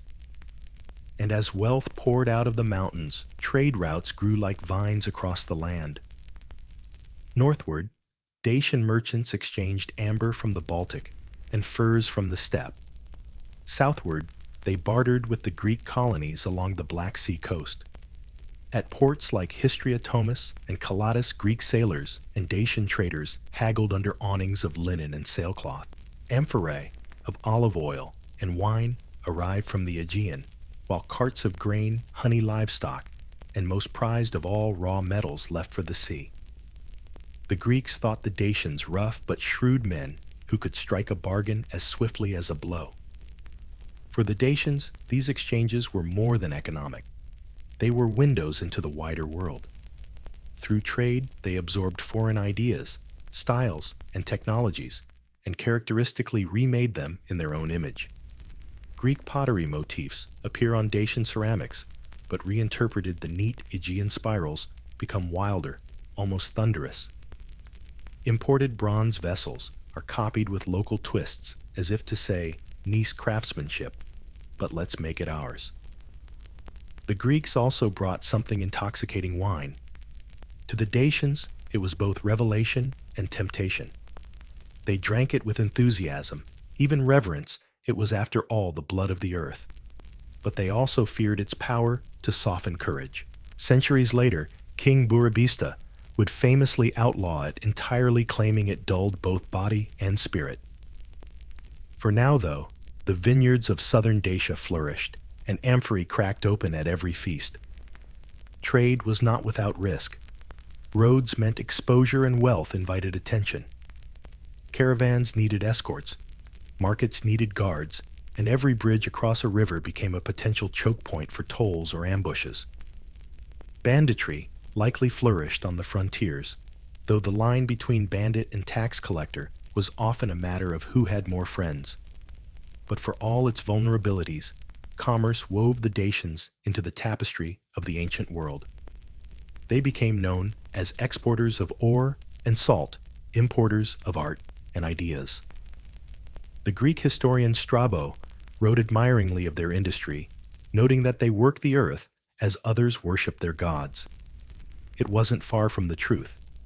Even their social structure reflected the influence of trade. Wealth no longer came solely from plunder or tribute. It came from skilled labor and access to resources. Artisans gained prestige. Merchants, once seen as wanderers, became vital. And at the top of this hierarchy, the chieftains transformed into something new: administrators. The ability to coordinate mining, agriculture, and commerce demanded more than brute force. It required strategy, accounting, diplomacy. The Dacians were evolving. Their wealth was no longer measured only in gold, hoarded in sanctuaries, but in networks of exchange, alliances of production. The kingdom that would one day face Rome was already forming, not through conquest, but through cooperation. If the centuries before had been rehearsal, the 1st century BC was opening night. The Dacians, rich in grain iron and faith, had finally forged the raw materials of power. But power without a single hand to wield it is only potential energy. Out of the misty ridges of the Ancient Mountains would step the man who turned potential into purpose. Burebista, the first great king of Dacia, the mountain monarch who made even Rome glance northward and think, perhaps we should worry about those people. We don't know exactly when he was born, probably around 100 BC, but we know the world he entered. To the west, Celtic tribes still prowled the Pannonian plains. To the south, Rome's shadow crept ever closer up the Balkans. To the east, Greek cities along the Black Sea traded more nervously than ever as the Republic's ambitions turned maritime. Dacia sat in the middle of all this, rich and inconveniently independent. What it needed was not another chieftain or priest, but a visionary who could unite warlords, gold miners, and mystics under one banner. And that visionary apparently had both charisma and timing. Burebista rose from one of the Transylvanian highland strongholds, Sarmizegetusa, most likely an area already sacred to the Dacians. He was a warrior, yes, but also something rarer, a strategist who understood that religion was the glue of politics. The legends say he was chosen by the will of the gods and the voice of the priesthood. Whether divine mandate or excellent marketing, it worked. His partner in this transformation was a high priest named Defiance, a man as enigmatic as Zalmoxis himself. Defiance was philosopher, theologian, and political advisor rolled into one. He restructured the priesthood into a disciplined institution. Think less wandering mystics, more bureaucrats in linen robes, and declared moral reform as the foundation of the new kingdom. Under his guidance, Burebista turned Dacia into not just a military state, but a spiritual project. The reforms were bold, even eccentric. Wine that most beloved Greek import was outlawed. Too many drunken feuds, said Defiance, too much weakness. The vineyards were burned in a massive temperance crusade that must have left half the population bewildered and the other half extremely sober. Yet the effect was profound. Without wine, the Dacians' trade networks shifted toward grain, livestock, and metals, strengthening the economic base of the kingdom. It was a social detox, both moral and logistical. At the same time, Burebista reorganized the army. Gone were the independent warbands of old. In their place stood a professional force capable of coordinated campaigns across hundreds of miles. The falx-wielding infantry remained the core, but now they were supported by disciplined spearmen, cavalry drawn from the plains, and engineers capable of siegecraft learned from Greek allies and enemies alike. His armies could move swiftly through forests and over mountains, striking like a thunderstorm and vanishing just as fast. Through diplomacy and intimidation, Burebista began absorbing neighboring tribes. Some joined willingly swayed by promises of peace and prosperity. Others were convinced the old-fashioned way with swords. One by one, the patchwork of Dacian confederations became a single entity under his rule. At its height, his domain stretched from the Black Sea to the Pannonian Plain, from the Carpathians to the Balkans, a kingdom roughly the size of modern Romania and beyond. The Greek colonies on the coast, Histria, Tomiscalatis, felt his reach next. These cities had grown used to dealing with local chieftains, offering trade privileges and bribes in exchange for safety. But Burebista didn't negotiate as a client. He negotiated as a sovereign. When diplomacy failed, he besieged them sometimes by land, sometimes even by makeshift fleets on the Black Sea. Yes, the Mountain King built a navy. The coastal cities fell one by one, and Greek chroniclers began referring to him as the most powerful of the Thracians. Celtic tribes to the west soon followed. Once fierce rivals, they were either subjugated or pushed entirely out of the Carpathian Basin. Archaeological layers tell the story better than words. Celtic fortresses go silent, replaced by Dacian-style pottery and weaponry. To the south, Thracian groups allied with Burebista against common foes, seeing in him not a conqueror, but a distant cousin, restoring ancestral pride. By around 60 BC, the dream of a unified Dacia had become reality. Imagine standing atop a watchtower at Sarmizegetusa, then below you, the valley alive with smoke from forges and fires, priests moving in procession between sanctuaries, banners fluttering in mountain winds. The king's messengers gallop down stone roads, newly carved across passes, their horses shod with Dacian iron. The air hums with confidence, with purpose. And yet, for all his domestic success, Burebista had a sense of the larger stage. He understood the geopolitics of his time better than any tribal ruler north of the Danube. To the south, the Roman Republic was tearing itself apart in civil war, Caesar versus Pompey, ambition versus ambition. Burebista saw opportunity. He opened correspondence with Pompey, the enemy of Caesar, and even offered military aid. Had events gone differently, Dacian troops might have marched into Roman history on the side of the losing general. His timing, however, was both brilliant and fatal. In 44 BC, Julius Caesar fell beneath the knives of the Senate. In that same year, perhaps by coincidence, perhaps not, Burebista too was assassinated. Ancient sources are vague, as ancient sources love to be. Some say his nobles turned on him. Others whisper of foreign plots. Whatever the cause, the result was immediate chaos. The newly unified kingdom splintered into 4, then 5 smaller realms, each ruled by a local prince or priest who claimed to be his rightful successor.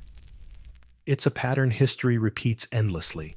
A visionary builds a system too large to live without him, and when he falls, it collapses under its own astonishment. But for that one shining moment, Burebista had created something that Europe north of Greece had never seen before, a centralized, literate, economically complex kingdom, rooted in native traditions rather than imported empires. His rule brought roads, standardized measures, and law codes whispered to have divine inspiration. He had turned a mountain people into a Mediterranean power. His alliance with Decennius gave the Dacians not only unity, but identity. The priest preached that they were chosen by the gods, that their mountains were the center of the world, that Zalmoxis had blessed them with a destiny none could erase. It was propaganda, of course, but the kind that lasts. Centuries later, when Roman emperors tried to Romanize the region, they would still find echoes of that conviction. We were here first. The gods say so. If you walked through Dacia in Burebista's time, you'd feel that confidence in every village. Farmers sang hymns to the earth before harvest. Soldiers sharpened their falxes beside walls newly built with royal oversight. Merchants weighed gold on standardized scales stamped with symbols of the crown. Priests recited the laws that bound rich and poor alike. For the first time, Dacian meant more than geography. It meant belonging. But unity is like fire in dry grass. It burns bright, then fades, unless carefully tended. After Burebista's death, his dream cooled into embers, waiting for the wind to rise again. A generation later, another king would rekindle it, one of faith and intellect, rather than conquest, Decennius himself, the priest who became ruler, proving once more that in Dacia, the line between altar and throne was always blurred. For now, the story of Burebista ends as so many great stories do, in blood and silence. His body, if legend is to be believed, was buried beneath the mountains. He had united his tomb, sealed with gold and guarded by wolves. Whether true or not, it fits the man. The Dacians believed their kings became part of the earth, joining the gods in the realm beyond. And if any mortal earned that ascent, it was surely the king who turned the thunder of tribes into the voice of a nation. The mountains still whisper his name when storms roll through. And if you listen closely, you can almost hear his ambition in the wind, a low, defiant growl, reminding history that unity once born never truly dies. Part 10. Wine Ban and Iron Faith. When Burebista died, he left behind a kingdom larger than any Thracian dream before him, and an unfinished idea. His sword had united the tribes, but his faith had bound them. To understand why his Dacia endured even after his assassination, you have to look not at his conquests, but at his commandments. And the strangest, most telling of them all was the wine ban. The Greeks laughed when they heard about it. A barbarian king, they said, who forbids drinking? What sort of Thracian doesn't toast to his own victories? But to the Dacians, it made perfect sense. This was not just a diet plan, it was a manifesto. According to Strabo, Burebista and his high priest, Decennius, believed that drunkenness weakened both body and spirit.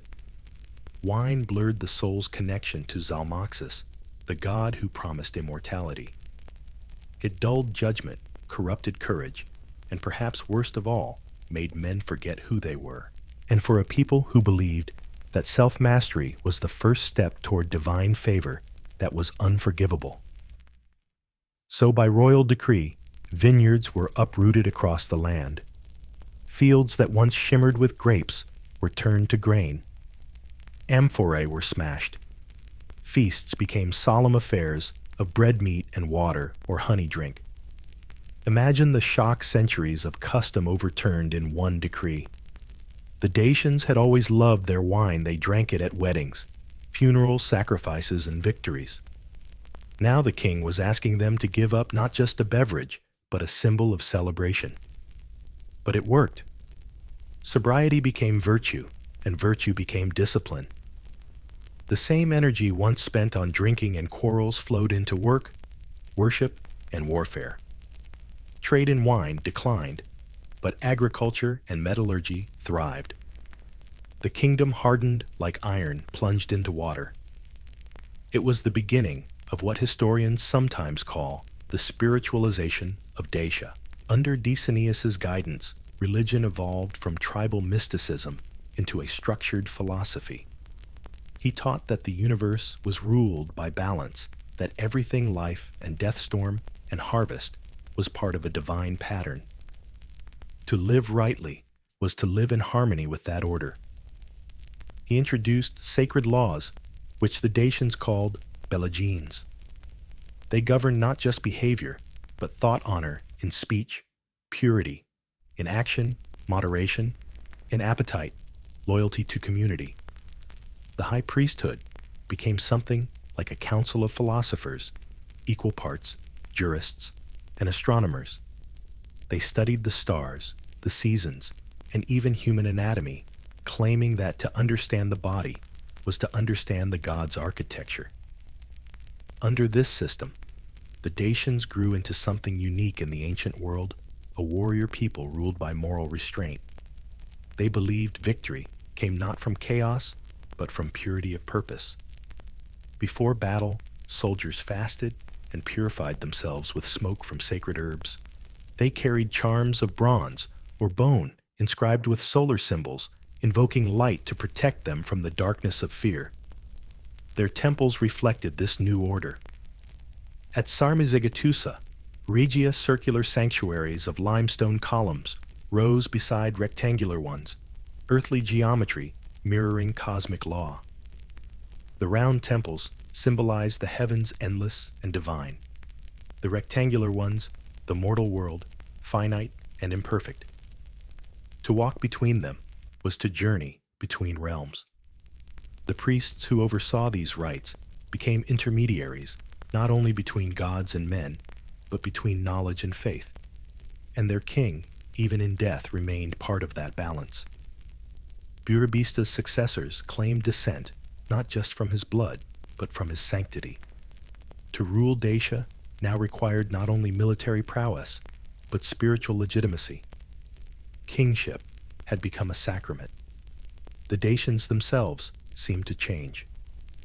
Foreign merchants noted that they were quieter, more disciplined, even austere. They worked their mines and fields with purpose, as if each strike of the pickaxe or swing of the scythe were a prayer. Their craftsmen perfected goldwork of astonishing intricacy, bracelets, shaped like serpents' brooches, patterned with suns and spirals. The artistry had always been there, but now it felt guided by a philosophy beauty, as reflection of cosmic harmony. The ban on wine in this context becomes more than abstinence, it's metaphor. The Dacians were sobering up from centuries of tribal rivalry and indulgence. They were becoming self-aware, self-contained, and though they couldn't know it yet, self-endangered. Because the same purity that made them strong also made them inflexible. Decianus's reforms extended beyond religion. He oversaw a system of education training young nobles in law, astronomy, medicine, and ethics.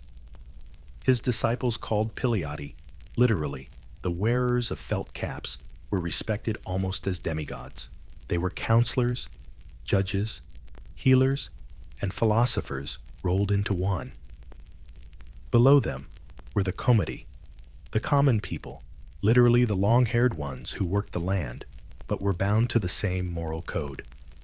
The distinction wasn't oppressive, but symbolic knowledge was duty, not privilege. The society that emerged was remarkably cohesive. Loyalty to the king was loyalty to the gods. Obedience to the law was obedience to the universe. And yet it wasn't tyranny. Decianus didn't preach fear of divine punishment, he preached aspiration. To live virtuously was to ascend spiritually, to grow closer to Zalmoxis, and perhaps after death, to join him in the realm beyond the stars. The Greeks, of course, couldn't resist drawing comparisons. Herodotus had once mocked the Thracians as the most numerous people after the Indians, yet the least united. Now Greek traders sailing into Tomis or Calatis encountered Dacians who quoted philosophy and debated morality. To them, it was unsettling, a mirror held up to their own intellectual vanity. These barbarians, one might have muttered, speak as if they were disciples of Pythagoras. In a sense they were. Zalmoxis himself was said to have studied with that very philosopher. But Decianus's Dacia wasn't imitation, it was reinvention. Where Greek philosophy prized reason, the Dacians fused it with reverence. Where the Greeks argued about the soul, the Dacians lived as if they'd already proven it immortal. It wasn't all serenity, of course. There were still raids, feuds, and skirmishes. Human nature has a way of ignoring divine memos. Yet the tone of the age had changed. Even warfare was ritualized. Before battle, soldiers carried banners adorned with the Draco, a serpent-headed dragon that hissed and flapped in the wind, both standard and talisman. To hear it was to remember who they were, children of thunder, guardians of balance. And as the 1st century BC drew to a close, Rome, now an empire in everything but name, couldn't ignore this mountain kingdom anymore. Caesar's death had removed one rival, but created dozens of opportunists. The Balkans trembled with shifting alliances, and word of a philosopher kingdom beyond the Danube intrigued the Senate. Rome admired discipline. It also distrusted it in others. Decianus, aware of this, preached vigilance. He urged the Dacians to see their prosperity not as reward, but as test. The gods, he likely warned, do not send fortune without jealousy. And he was right. The Romans would eventually come drawn by gold and pride alike. When Burebista fell to the knives of his own nobles, it could have been the end of Dacia's unity. The throne cracked, the confederation fractured, and neighboring tribes stirred restlessly like wolves sniffing weakness.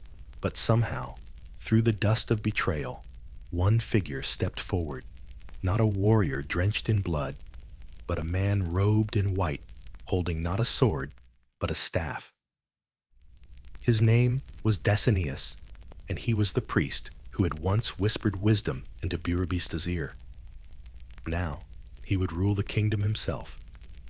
It was an improbable moment in history, a theocracy born not of conquest, but of intellect. Imagine it, a land of miners, soldiers, and mountain herders, now bowing to a philosopher king who spoke in parables instead of commands. Yet for the Dacians, it wasn't strange at all. They believed the spiritual and the political were two faces of the same truth. To disobey the priest was to disobey the gods. To defy Decianus was to argue with Sarmizegetusa himself. He didn't seize power with armies. He inherited it through reverence.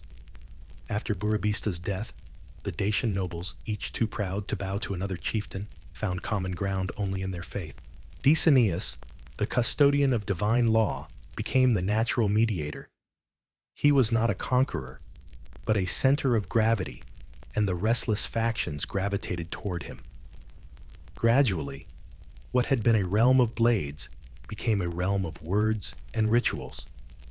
The high priest's reign marked a curious turn. Dacia, once a roaring forge of expansion, entered a period of introspection. Roads and fortresses still stood, but now they led inward to temples, to academies of thought, to the unseen architecture of law. Decianus was said to have compiled the Belligenes, a sacred code of moral and civil conduct. Some called it the law of the gods. It governed everything from property disputes to proper behavior during eclipses. A man who broke an oath wasn't just dishonest, he had violated cosmic order. And though these laws are lost to us, their influence lingers in the stories the Dacians of Decianus's time were said to live with piety and restraint, shunning injustice as if it burned. He taught that the earth was alive, that the stars were gods riding across the sky, and that humans made from both had a duty to preserve the harmony between heaven and soil. If you tilled your field poorly, you weren't just lazy, you were upsetting the rhythm of the cosmos. This theology of balance found its reflection in governance. The priesthood became a kind of parliament of sages. The Piliati, those felt cap wearers who studied under Decianus, served as administrators and judges across the land. They were trained not merely in religion, but in astronomy, medicine, geometry, and ethics. Their education was rigorous enough that later Roman writers compared them to the Druids of Gaul or the Magi of Persia. Each was expected to know the movements of the planets, the causes of illness, and the geometry of fortresses, because to the Dacians, knowledge itself was holy. Under Decennius, Dacia became a classroom as much as a kingdom. The temples at Sarmizegetusa were not only sanctuaries, but academies. Imagine the scene: students and priests gathered in a circle of stone pillars at dawn, the mountains glowing red with sunrise. A teacher traces diagrams in the dust triangles, orbits, or the pattern of a snowflake, while reciting hymns that tie mathematics to divinity. As above, so below, they might chant, "The sky is the measure of man." In a world where most kings ruled by fear, Decennius ruled by fascination. And yet this was no age of softness. The Dacians under his guidance were still warriors, disciplined, devout, and dangerous. He didn't disband the army. He sanctified it. The soldiers of this era marched to war not merely as defenders of territory, but as instruments of divine will. Their banners bore the Draco, that dragon-shaped standard that hissed and whistled in the wind, and priests marched beside them, reading omens in clouds and flames. Before battle, the high priest himself might raise his hands to the heavens and call upon Gebelizes, god of thunder, to blind their enemies with storms. To the Romans and Greeks, this blend of religion and war was deeply unsettling. How do you conquer a people who believe dying for their god is merely an early graduation? They described Dacian morale with the same mix of admiration and fear they reserved for Spartans. They live as if they are already dead. One writer claimed half insult, half compliment. But Decennius's focus wasn't conquest. It was permanence. He sought to make Dacia a civilization that could outlast kings and crises. His policies encouraged agriculture, trade, and infrastructure, all under the watchful eye of the temple. Roads were maintained as arteries of devotion. Miners were blessed before descending into the earth, their work framed as communion with the divine. Even metallurgy took on religious meaning. Forging iron was a sacred act, a reenactment of the gods shaping the world from chaos. And in this worldview, morality was infrastructure too. A fortress might fall, but a people trained in virtue could rebuild it. He saw character as the ultimate defense system. Under his reign, justice became ritual. Trials were conducted in temple courtyards with oaths sworn by sacred fire. Punishment wasn't vengeance, but purification, an attempt to restore harmony, not destroy the transgressor. For nearly 2 decades, Dacia prospered in this state of spiritual monarchy. Its people grew wealthier, its borders calmer, its culture more distinct. Greek traders once again visited the Black Sea ports, noting that these barbarians had laws stricter than any polis. Roman diplomats, meanwhile, found themselves in the awkward position of negotiating with priests instead of princes, a reminder that faith can be as formidable as any army. Still, Decennius's rule wasn't without shadows. His moral order demanded conformity, and not everyone found comfort in such discipline. The suppression of drunkenness, greed, and vice made the kingdom virtuous, yes, but also rigid. Dissenters were not exiled. They were pitied as if suffering from spiritual illness. Freedom for the Dacians was not the right to do as one pleased, but the wisdom to do what was right. For some, that distinction was liberating. For others, suffocating. And then there was the question of succession. Decennius, for all his wisdom, had no heir. His reign, serene as it was, couldn't last forever. As he aged, the old priest must have felt the irony he had taught his people, that death was illusion, but soon he would test that truth himself. Perhaps he smiled at the thought, Zalmoxis, waiting on the far side of the stars, ready to critique his policies. When Decennius died, sometime in the 1st century, BC, Dacia did not collapse. His teachings had seeped too deeply into the soil. His laws were memorized, his rituals habitual, his temples sacred beyond debate. The nobles still quarreled. Of course they were human, but they did so within the framework he built. It was as if he had replaced Burebista's sword with a compass, pointing always toward unity, no matter how far they drifted. Even the Romans, centuries later, remembered him. Historians like Jordanes, writing long after the empire fell, still spoke of Decennius, with awe, calling him a man who instructed the Goths in almost all branches of philosophy. Perhaps legend had inflated him into something mythic, part priest, part astronomer, part king. But myths, as the Dacians knew, are simply truths, polished by time. And so, the high priest joined the pantheon of memory. His laws became the invisible walls holding Dacia together. His philosophy, the quiet pulse that outlived fortresses. After him would come new rulers, some pious, some pragmatic, but all walking the path he'd laid between heaven and earth. When Decennius passed into legend, his disciples didn't scatter in despair. They did what he had taught them to do. They organized. The Dacians entered a new chapter, one less romantic than the Age of Heroes, but more durable. It was an era of codifying building and embedding the faith and philosophy of their high priest into the very bones of their civilization. You could call it their classical age, the age of stone and law. The foundations of this age were practical, not mystical. The Dacians had learned under Burebista how to unify through force, and under Decennius how to unify through belief. Now they combined the two into a stable system of governance, one that could withstand the unpredictable weather of politics and the growing pressure from their southern neighbors, the Romans. Across the mountains and valleys, construction began anew. Old fortresses were rebuilt with greater precision. New roads were laid to connect citadels, villages, and mines. These weren't random acts of improvement, they were part of a coordinated plan. Somewhere in the fortified heart of Sarmizegetusa, Regia administrators were keeping records, issuing orders, and directing resources with a discipline that would have impressed even a Roman quaestor. The Dacians, once a people defined by instinct and tradition, were learning bureaucracy.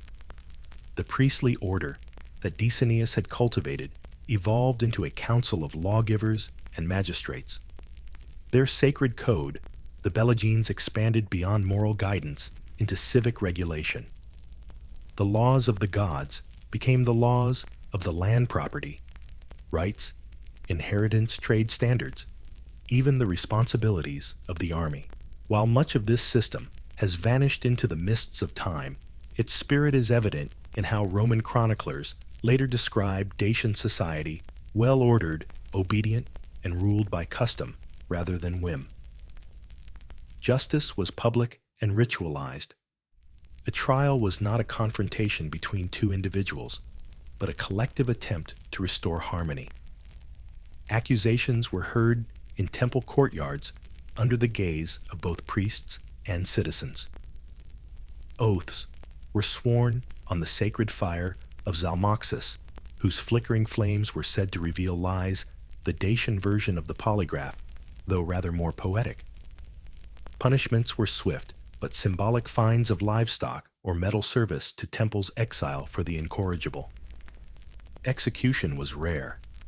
Life, after all, was merely a chapter in a longer book. And while law organized the inner life of the nation, architecture expressed its outward order. The Murus Dacica's style reached perfection in this period. Stone blocks were cut with mathematical accuracy, interlocked with wooden beams, and reinforced with earthen embankments. Engineers understood drainage slope stability and sight lines. Many fortresses like Blidaru and Piatra Rosci were expanded into multi-tiered complexes with reservoirs, granaries, workshops, and dwellings all oriented along carefully planned axes. You could say these mountain citadels were the Dacian version of marble cities, raw, muscular, and deeply attuned to the terrain. At Sarmizegetusa, the spiritual and administrative capital, the blend of sacred and civic life reached its zenith. The city was now a living diagram of Dacian cosmology terraces, rising from the valley floor toward the mountaintop, each level corresponding to a higher realm of being. On the lower terraces were granaries and workshops, the material world. In the middle, homes and barracks, the world of humanity. At the summit, sanctuaries of stone and timber, the domain of the gods. Even their city planning preached theology. The sanctuaries themselves became more elaborate. Circular temples of limestone columns stood beside rectangular ones, their patterns echoing the geometry of the stars. During solstices and equinoxes, the sunlight would strike the central altar in perfect alignment, flooding the space with golden light. These were not accidents. They were celestial statements carved in stone. The Dacians had turned their capital into a giant calendar that measured both time and faith. Meanwhile, the economy thrived under this order. The mines of the Carpathian Mountains continued to yield gold and silver, their output now supervised by temple-appointed overseers, who ensured both safety and piety. Metallurgy advanced iron tools, became lighter, more efficient. Bronze ornaments, finer, more ornate. Dacian jewelry from this era shows astonishing craftsmanship: spiral bracelets, shaped like serpents, neck rings of twisted gold, and fibulae studded with gemstones imported from Greek traders. The art speaks of confidence, wealth, and a society that had moved beyond survival into expression. Trade routes flourished again, not only with the Greek colonies on the Black Sea, but also westward toward Celtic and Illyrian lands. Dacian goods, amber furs, iron salt, flowed outward, while Greek ceramics, glassware, and fine textiles flowed in. But the real export, as Roman observers began to notice, was Dacian craftsmanship itself. Their metalwork, especially their swords and agricultural tools, became sought after across the region. Dacia, once the buyer, was becoming the supplier. It's easy to imagine the rhythm of daily life in this golden plateau of history. The clang of metal in forges, the smell of baked bread from hillside ovens, the sound of flutes drifting over terraced fields, children chasing goats between stone terraces, priests pacing through sanctuaries. At sunrise, engineers surveying the horizon for the next wall to raise. It was not an empire in the Roman sense, no marble avenues, no sprawling bureaucracy, but a civilization with its own kind of perfection, compact, self-sustaining, quietly sure of itself. And yet, beneath the surface, calm, the Dacians knew they were being watched. To the south, across the Danube, Rome was expanding like an ever-thirsty tide. Macedonia, Moesia, Thrace, all had fallen under Roman control. The Danube was no longer a barrier. It was a border. For now, it held. But every caravan that crossed it brought rumors of legions marching, of new governors appointed, of spies who spoke Dacian too fluently to be mere merchants. Still, the Dacians refused to panic. They had weathered centuries of outsiders before. They fortified, they prayed, they trained. Their philosophy taught that fate was cyclical. No loss was permanent, no victory eternal. Perhaps that fatalism bred a dangerous calm, the sense that even conquest could only be temporary. Politically, the kingdom stabilized into a system of semi-independent regions, each led by a terabastes nobles, who served both as governors and priests. They owed allegiance to a central ruler, but their power was balanced by the moral oversight of the Pleiadi scholars. It was a theocratic meritocracy, where wisdom was a qualification for office. A man could rise by intellect as easily as by bloodline, a revolutionary idea for the ancient world. In this framework, education became both privilege and duty. Noble children were sent to the temple schools to study the teachings of Zalmoxis, arithmetic, astronomy, and ethics. To read the heavens correctly was as important as to wield a sword effectively. Knowledge was civic armor. The Dacians had internalized a truth. Even empires sometimes forgot a nation that understands itself can outlast those that merely dominate. Their cohesion impressed even their enemies. Roman merchants and scouts who ventured north returned with tales of a people both fierce and refined barbarians with philosophers. One senator reportedly scoffed, "They pray like Greeks and fight like wolves. What is Rome to do with such men?" When Decennius passed into legend and the stone fortresses settled into their long watch, Dacia found itself standing on the uneasy ledge between greatness and decline. The golden order he had created could endure only so long without his presence. For while the high priest had left behind laws, roads, and rituals, he had not left behind another hymn. Wisdom, as the Dacians learned, is easier to follow than to reproduce. And so, after his death, unity began to fray like an old cloak. The kingdom that had stretched proudly across the Carpathians splintered into pieces, not shattering instantly, but cracking along the old tribal seams that had always been there, hidden under layers of piety and discipline. The chieftains, who had once sworn loyalty to the temple, now remembered their ancestors' independence. 5 major regions emerged, each claiming to be the true heir of Decennius's Dacia. In the center stood the fortress cluster around Sarmizegetusa, still holding on to the notion of divine monarchy. To the north and east, smaller coalitions of nobles governed valleys and mining regions, their wealth giving them both power and dangerous confidence. The Black Sea cities reasserted autonomy, tempted once more by the trade and easy luxuries of Hellenic life. In short, Dacia returned to its old self, a collection of proud, armed, and argumentative mountain republics, loosely united by memory. The priests tried to hold things together. They invoked Zalmoxis, reminded the nobles of their oaths, and organized grand festivals meant to rekindle shared faith. Pilgrimages to Sarmizegetusa continued where offerings of gold and livestock were still made on the sacred terraces. But belief alone could not fill the power vacuum. A kingdom needs both altar and crown, and now there was only one.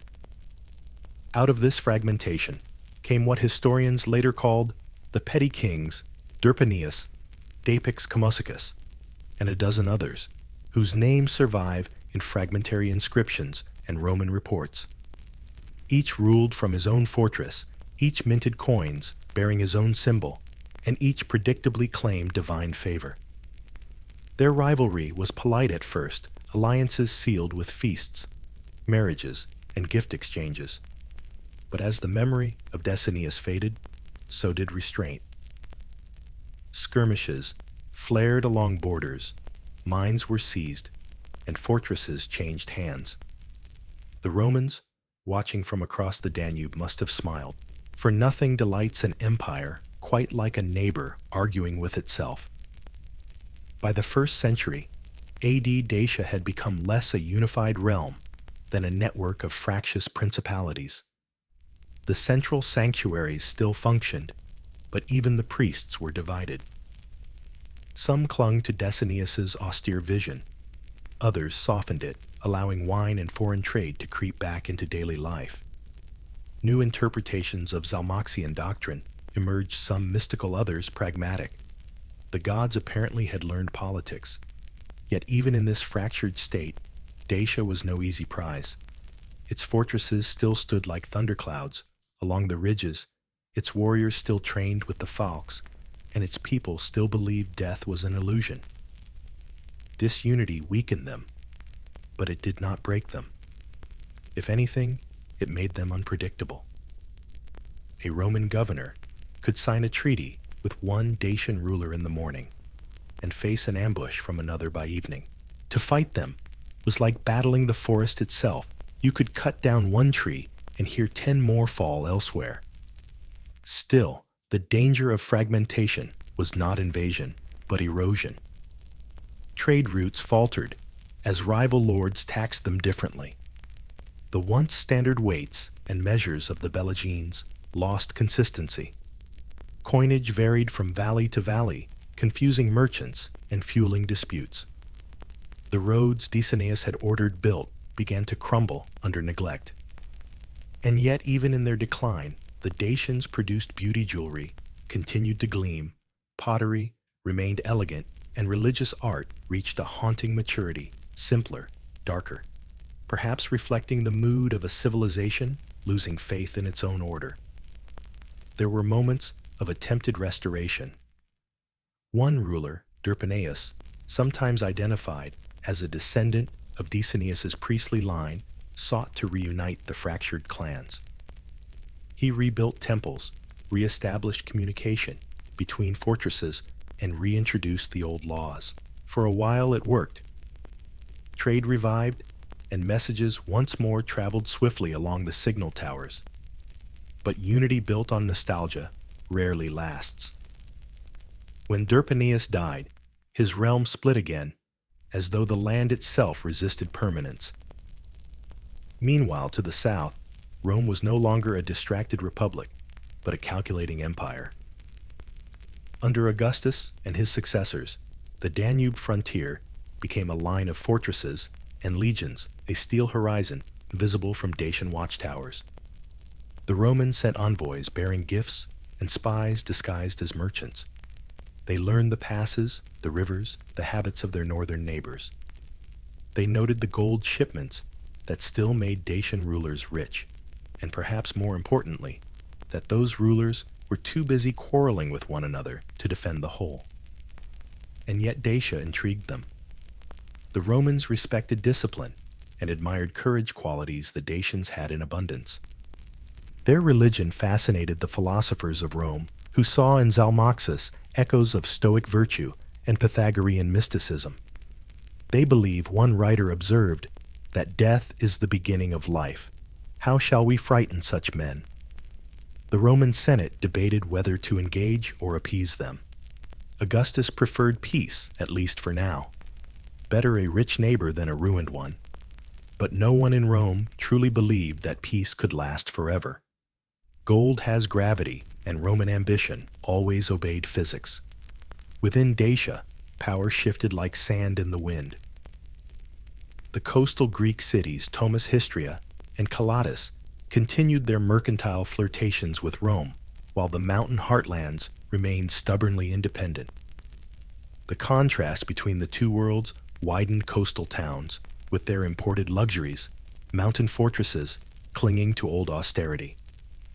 To the average Dacian farmer, these political games were distant thunder. His life still followed the rhythm of the seasons, planting, harvesting, and offering prayers to the sky. But even in the villages, whispers spread that the gods were silent more often now, that Zalmoxis perhaps had withdrawn to watch rather than to guide. It's tempting to see this as decline, but perhaps it was something subtler, a civilization pausing before its next metamorphosis. The Dacians had been united by faith, then divided by ambition. What they needed next was balance between the two. That balance would come eventually in the form of a new king, a man who understood war and worship in equal measure, who could weld the tribes into one again. But for now, Dacia remained a mosaic of proud little realms, beautiful and brittle. And yet, even in this political turbulence, cultural life thrived. Dacian craftsmen continued to trade with Rome, sending intricate goldwork south in exchange for wine, olive oil, and glass. Roman amphorae began appearing in Dacian settlements, proof that despite official tensions, commerce found a way. Some Dacians even served as mercenaries in Roman armies, bringing home stories of marble cities and distant seas. The borders blurred, even as leaders pretended they hadn't. If you walk through a Dacian market at this time, you'd see contradiction made flesh merchants weighing gold beside Roman coins. Warriors buying Roman helmets, but wearing them over wolfskin cloaks. Priests quoting Decianus, while sipping imported wine. It was a culture halfway between mountain and empire purity and pragmatism, independence and imitation. By the turn of the 1st century AD, the mountains of Dacia had grown quieter, but not at peace. The air above the Orostia citadels carried a new tension, less the clang of falxes and more the distant thunder of marching feet. The Romans had arrived at the edge of the known world, and they were looking north. From the ramparts of Kostest or Piatra Rosci, sentinels could now see plumes of smoke from Roman encampments across the Danube, the faint glint of helmets in sunlight. Rome's legions had conquered everything between the Alps and the Black Sea. Their maps now ended with a single word over the mountains, Dacia. To an emperor, that wasn't a label, it was a challenge. The Danube River, broad and restless, became the border between two civilizations. On its southern bank, Rome built fortresses like pearls on a string, Singidunum Viminacium, Escus, each one, a base, a warehouse, and a warning. On the northern side, the Dacians fortified their passes, rebuilt their watchtowers, and sent patrols through the forests. Between them stretched a no-man's land of spies, traders, and rumors. To Rome, Dacia was both a menace and a magnet. It was a land of miners who could arm an empire of warriors who laughed at death of gold that glittered through mountain streams. Roman merchants returning from the frontier whispered of rich cities hidden in forests of temples, gleaming with silver offerings of kings who ruled by prophecy. Some senators dismissed it as myth. Others began calculating profits. The empire had already consumed Gaul, Hispania, and Egypt. Dacia would be dessert. But conquest wasn't simple. The Dacians were not a unified state, but neither were they disorganized. Power coalesced around one figure, Derpanius, the same Derpanius mentioned by Roman chroniclers as the Dacian king beyond the river. He was no Burbista, no philosopher king, but he was shrewd, a ruler who understood both pride and survival. Under his reign, Dacia once again became a confederation, a loose but deliberate network of alliances stretching from the Carpathian heartland to the plains of Moldavia.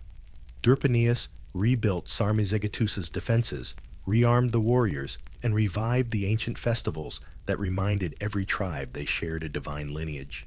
He knew the Romans would come eventually. His goal was to make them regret it. His priests preached vigilance, his miners paid taxes in iron, and his smiths worked day and night turning ore into weapons. Meanwhile, south of the Danube, Rome was calculating.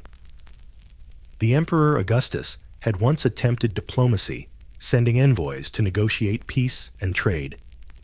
He preferred client kingdoms, buffer states that paid tribute and looked obedient on maps. But the Dacians, polite as they could be, refused to kneel. They traded yes. They offered gifts, sometimes even military assistance against mutual enemies, but they did not submit. By the reign of Tiberius and Claudius, Dacia had become what the Romans called a potential problem. Rome's governors in Moesia reported frequent incidents, raids across the river trade, caravans intercepted outposts, mysteriously burned. Some of these may have been independent bandits. Others sanctioned acts of Dacian policy. Either way, the message was clear: the North would not be tamed easily. Still, it wasn't all hostility. Diplomats moved cautiously across the border, exchanging gifts, furs, salt amber, for Roman glassware and coin. Some Dacian nobles grew fond of Roman luxuries, carved silver cups, silk fabrics, even the architectural ideas of porticos and arches. For a time, it seemed possible that coexistence might hold. Dacia sent emissaries to Roman cities, sometimes even mercenaries, to serve in auxiliary legions. The Danube became less of a wall and more of a mirror, each side peering at its reflection with curiosity and suspicion. But beneath the surface, Rome's hunger grew. The empire had an economic rhythm. Conquest fed expansion, and expansion fed the treasury. The gold of Dacia shimmered like an unfinished promise. Claudius, who had conquered Britain, considered campaigns across the Danube, but decided against them. His generals warned him that mountain wars were slow and expensive. For now, Dacia was left as a problem for his successors, a glittering thorn in the empire's northern flank. Derpanius, aware of this, played a careful game. He kept the Dacian tribes united through ceremony and shared fear, balancing power between nobles and priests. He fortified trade towns like Porolissum and Apulon, turning them into both economic and defensive hubs. He also rebuilt the falx-wielding infantry into organized regiments, training them to fight in coordinated formations rather than the wild charges of the past. He even attempted diplomacy with Rome, sending envoys to negotiate boundaries. The Romans received them with theatrical courtesy, as always, but their maps grew suspiciously more detailed afterward. Derpanius may have understood too late that Roman diplomacy was simply reconnaissance in better clothing. Cultural exchange intensified in strange ways. Roman merchants brought coins stamped with the faces of emperors, which the Dacians began melting down to mint their own currency. Roman artisans traded pottery styles, which Dacian craftsmen promptly reinterpreted with local motifs: wolves, spirals, lightning bolts. The Romans saw barbarism. The Dacians saw adaptation. The spiritual life of the kingdom also shifted. The old faith of Zalmoxis endured, but it evolved under the pressure of politics. Priests began interpreting the gods' teachings in more militant tones, Zalmoxis as protector of Dacia, patron of righteous defense, a divine strategist. Temples that once measured the stars now doubled as rallying grounds. To a Dacian, the mountains themselves were alive sacred allies in any coming war. Rome noticed. Inscriptions from the era show that legions along the Danube trained for northern warfare. Maps of the Carpathians appeared in military reports. Fortresses in Moesia expanded their roads, now pointing unmistakably northward. The empire was rehearsing, and the Dacians, for their part, were listening. Scouts and traders brought back news of legionary discipline, Roman siege engines, the terrifying precision of the testudo formation. They began to experiment with countermeasures: traps, false retreats, guerrilla ambushes in ravines. Derpanius's generals studied Roman warfare not to imitate it, but to ruin it. For a while, balance held. Rome and Dacia existed in wary respect, exchanging threats wrapped in treaties. The border shimmered with trade and tension. To the Romans, Dacia was both valuable and volatile. To the Dacians, Rome was both powerful and predictable. Each side believed it understood the other. Then came the reign of Emperor Domitian, and with it, impatience. The Pax Romana was under strain. Revolts flared in Germany and Britain, and the empire's frontiers groaned under pressure. Domitian needed a victory to restore prestige. To the Senate, Dacia looked like low-hanging fruit, a wealthy but divided region ripe for conquest. They imagined it would be easy, a quick campaign across the river to seize a few mines and install a puppet king. They were wrong. Derpanius's successor, a man named Derpanius, or as later chroniclers call him, Decibelus, would prove to be the most cunning foe Rome had faced since Hannibal. But that story was still a few years away. For now, the shadows of Rome lengthened across the Danube, creeping up the slopes of the Carpathians like an advancing storm. The Dacians watched and waited. They prayed to Zalmoxis, sharpened their falxes, and whispered among the fires that the gods had not given them these mountains to surrender easily. Before Decibelus became the name that haunted emperors, there was Derpanius, the quiet craftsman of survival. He reigned in the uneasy twilight between Decinius's sacred order and Rome's gathering thunder, and his task was not to conquer, but to keep the lights on while the world darkened. If Burebista was the hammer that forged Dacia and Decennius the spirit that sanctified it, Derpanius was the mortar, the one who tried desperately to hold the pieces together before they fell apart. Little survives of his life in written history, but his fingerprints remain on the stones. Archaeology tells us more than the scribes of Rome ever could. In the ruins of the Oresti Mountains, we find his legacy: reconstructed walls, recut terraces, new watchtowers rising from the ashes of old citadels. He inherited a Dacia, weary of unity yet terrified of division, a land rich but restless, faithful but frightened. And somehow he managed to turn uncertainty into order. He began where every Dacian ruler began, with the fortresses. The mountain cities were repaired, not merely for defense, but for confidence. After years of infighting and neglect, the very act of rebuilding had. Meaning stone was stability. Workers from all corners of the land, miners, farmers, smiths, were conscripted into reconstruction brigades. The Murus Daciacus walls went up again, stronger than before. Timber beams locked stone blocks in rhythmic patterns, like the heartbeat of the mountains themselves. Every completed section was marked with sacrifice wine-poured animals, offered chants sung to Zalmoxis that the walls might stand forever. But Derpanius was more than a builder. He was a reconciler. The tribes that had splintered after Decennius's death still nursed old grudges. The coastal lords preferred Greek coinage and Roman trade, while the inland chiefs clung to their warrior faith. Derpanius did not try to crush these differences, he balanced them. To the merchants, he offered protection of trade routes. To the priests, he reaffirmed the sanctity of their temples. To the warriors, he promised a new cause, the defense of Dacia itself. That perhaps was his quiet brilliance. He replaced religion's abstraction with patriotism's urgency. In his reign, Dacia became more than geography. It became a word spoken with devotion. The fortresses were not just homes for soldiers, they were shrines to identity. Trade flourished again under his cautious hand. Caravans once more wound through the mountain passes, carrying salt honey and amber to the Danube, returning with glass olive oil and whispers from the south.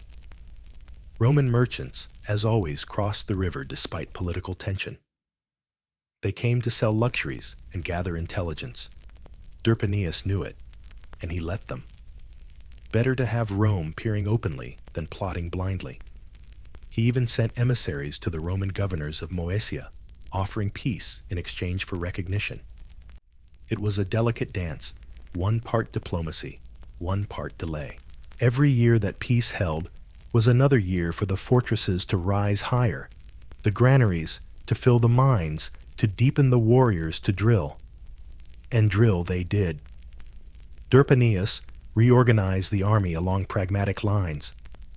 The old tribal militias were consolidated into regional cohorts. He reintroduced rigorous training, drilling his men to fight in small, flexible formations, ideal for mountain terrain. They learned to use their curved blades in coordination, not chaos. Two-handed falxmen, in front shield bearers, behind archers on the ridges above. The Romans had discipline. The Dacians now had strategy. Derpanius also reestablished the signal network between strongholds. From the Carpathian peaks, smoke and fire once again carried messages from citadel to citadel, warnings, orders, omens. At night, the mountains glittered with beacons like constellations inverted on the earth. He was rebuilding not just structures, but communication, the nervous system of a civilization that had nearly gone numb. His leadership style was said to be calm, deliberate, even fatherly. He preferred counsel to command persuasion to punishment. He held assemblies of nobles at Sarmizegetusa, where disputes were settled by debate rather than duel. Some called him weak for it. Others saw wisdom. He knew that Dacia's true enemy was not yet the Roman eagle, but its own impatience. In the temples, Priests continued to preach the immortality of the soul, but under Derpanius, the old ascetic tone softened. The vineyards were allowed to grow again. Festivals returned to the valleys. It was as if he sensed that after a century of spiritual austerity, his people needed joy more than purity. They still worshipped Zalmoxis and the storm god Gebelezus, but now their rituals had warmth again, dances around fires, laughter echoing across terraces, offerings of wine instead of blood. Faith, once severe, became celebratory. And yet Derpanius was not naive. He knew Rome's gaze was constant, its appetite limitless. Scouts along the Danube brought news of legions drilling across the water, of engineers mapping river crossings of forts, expanding south of the frontier. The empire had learned from past campaigns in the Balkans, to conquer a mountain, you must first pave a road to it. So while he smiled in diplomacy, Derpanius prepared for war. He fortified the southern passes, stored grain in hidden mountain vaults, and established secondary sanctuaries deeper in the highlands, safe havens where priests and treasures could retreat if Sarmizegetusa fell. The temples themselves doubled as bunkers, with walls thick enough to withstand siege engines and caches of weapons buried beneath the altars. The divine and the defensive were, as always, in Dacia inseparable. There were moments of tension with Rome. Even during his reign, minor clashes broke out along the Danube Roman outposts. Raided Dacian scouting parties ambushed. Each side called it defensive action. Neither admitted they were rehearsing for something larger. Domitian came to power in AD 81, and with him came the end of patience.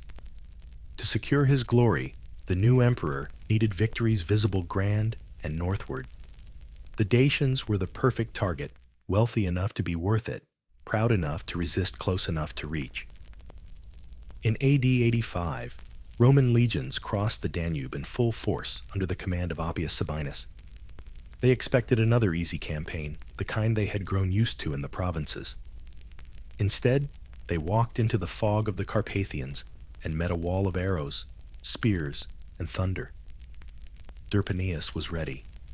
His troops ambushed the Romans in narrow passes, toppling boulders from cliffs, attacking from hidden ridges. The legions, disciplined but disoriented, were slaughtered almost to a man. Sabinus fell in battle. The victory was stunning. For the first time in generations, the Dacians had defeated Rome outright. Word spread like wildfire through the valleys, songs, sacrifices, wild celebrations. Derpanius had done the impossible. He had turned the tide of fear. But he knew Rome never accepted humiliation quietly. The following year, the empire retaliated. Domitian sent larger armies under Cornelius Fuscus, a general famed for arrogance. Again, they crossed the Danube. Again, the mountains swallowed them. At the Battle of Tapai, one of those half-mythic clashes whose location remains uncertain, the Dacians fought with the ferocity of prophecy.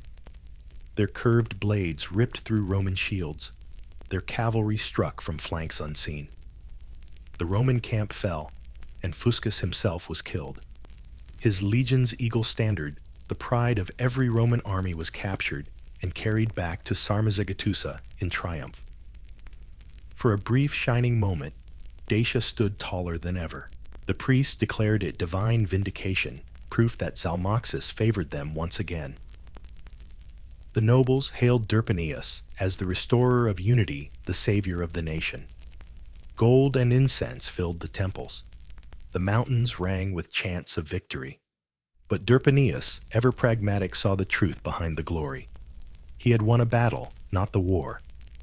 Rome would regroup. Rome always regrouped. And when it returned, it would come with not one legion, but 10. He began reinforcing the northern borders, planning evacuation routes, stockpiling food. Some say he began grooming a younger commander, a man of exceptional cunning and charisma, his heir apparent, perhaps even his student. That man's name was Decibelus. When Derpanius died not long after peacefully, if we can trust the legends he left behind, a Dacia, battered but reborn. Its walls stood, its armies were confident, and its people once again believed in destiny. He hadn't been a conqueror or a prophet, but something rarer, a leader who understood that sometimes survival itself is victory. By the time the fires of Derpanius's victory dimmed across the mountain valleys, a new figure had begun to cast his shadow over Dacia's skyline. His name was Decebalus, a name that in the Dacian tongue meant something like strong as 10, or perhaps the brave of the people. Either way, it fit. He was the kind of man who seemed carved from the same rock as the Carpathians, unbending patient, and utterly certain that his destiny was welded to the fate of the mountains themselves. No chronicler tells us exactly how he rose, only that he emerged in the aftermath of triumph and exhaustion. Derpanius's campaigns had bloodied Rome, but drained Dacia. Fields were burned, fortresses strained, and miners who once dug for gold now forged weapons instead. The kingdom was victorious, but broke wary and aware that the eagle across the Danube would soon return with vengeance sharpened. Decebalus stepped into this uncertainty like a man born for balance. He was neither philosopher, like Decennius, nor gentle builder, like Derpanius. He was something rarer, a leader who understood both politics and patience. He had fought under Derpanius, learning the rhythm of mountain warfare, strike, vanish, wait. But he also learned that victories, however glorious, were nothing without diplomacy to protect them. When he took power, sometime around 87 AD, Dacia was a battered mosaic of loyalties. The nobles who had rallied under Derpanius were loyal but restless, each guarding his own fortress and pride. The priests, still powerful, whispered about omens, comets, thunder without rainbirds that circled counterclockwise. Decebalus gathered them all, warriors, nobles, and priests, at Sarmizegetusa, and made them an offer no one could refuse. He declared himself not a king above them, but a first among equals, the guardian of the nation and servant of the gods. It was the perfect illusion. In truth, he centralized power more efficiently than any Dacian before him, but he did it wrapped in humility and ritual. His coronation was conducted not in a hall of gold, but on a mountaintop under open sky, before the eternal witnesses of stone and wind. There, he offered sacrifices to Zalmoxis and Gebelesis, praying not for conquest, but for endurance.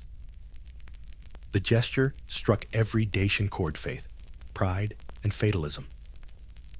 By the time he descended from the summit, his authority was absolute. His first act as ruler was not war, but reconstruction. The victory over Fuscus had given the Dacians morale, but not stability. Decebalus sent engineers and miners to rebuild what war had scorched. Roads were repaired, citadels refortified, and irrigation systems restored. He visited fortresses, personally walking the ramparts, talking to blacksmiths and captains alike. A wall is only as strong as the man who believes in it, he reportedly said. But even as he rebuilt, he prepared for the inevitable. He knew Rome's pride could not forgive the loss of a legionary eagle. And he was right. In AD 88, the Roman general Tedius Julianus crossed the Danube with a massive army, experienced veterans hardened by campaigns in Germany and Pannonia. Domitian wanted revenge, not negotiation. The two forces met again near the narrow pass of Tapai, where Derpanius had triumphed before. The Dacians fought with their usual ferocity, ambushes from the trees, hit-and-run attacks, the terrible arcs of the falx.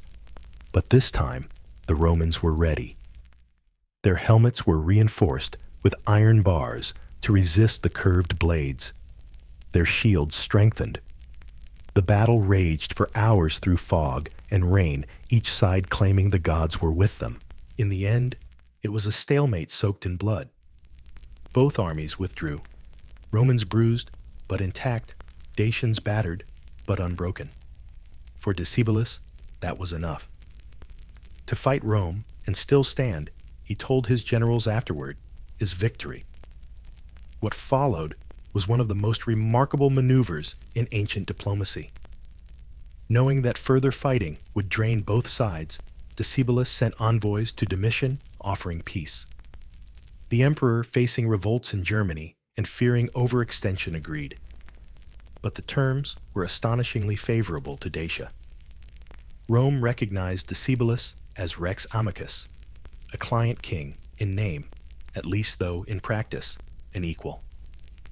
The empire would pay annual subsidies in gold and send engineers to help rebuild Dacian fortresses and cities. Decebalus accepted the gifts with solemn gratitude, knowing full well he was being paid to strengthen his defenses against the very benefactors providing them. It was diplomacy turned into art. In Rome, senators fumed. Domitian paraded the treaty as victory. His critics called it a humiliation. In Dacia, it was celebrated as divine irony, the conqueror funding the conquered.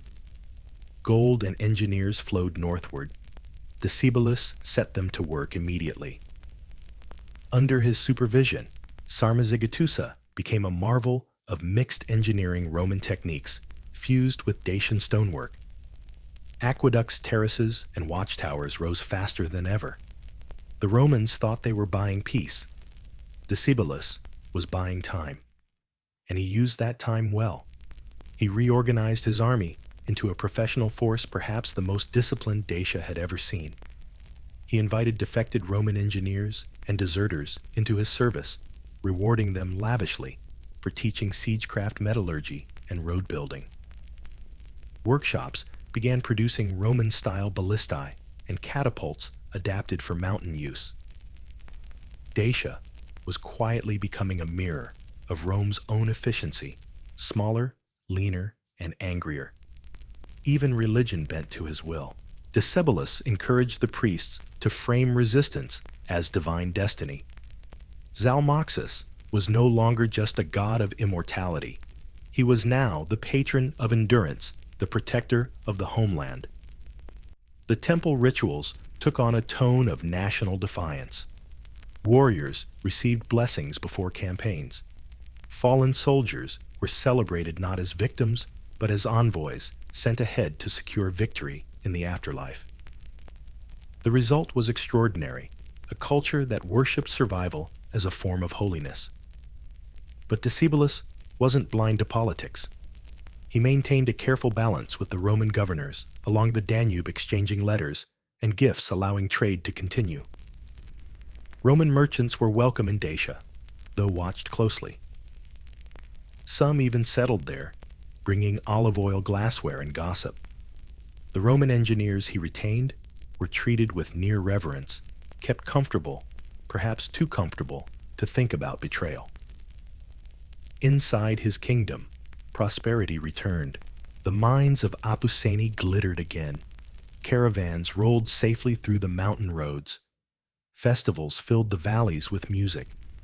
The Dacians, ever superstitious, saw it as proof that the gods favored their king. The Romans saw it as proof that the Dacians were getting too comfortable. Both were correct. For nearly a decade, the peace held an uneasy, trembling peace built on arrogance and patience. The Romans called it stability. The Dacians called it preparation.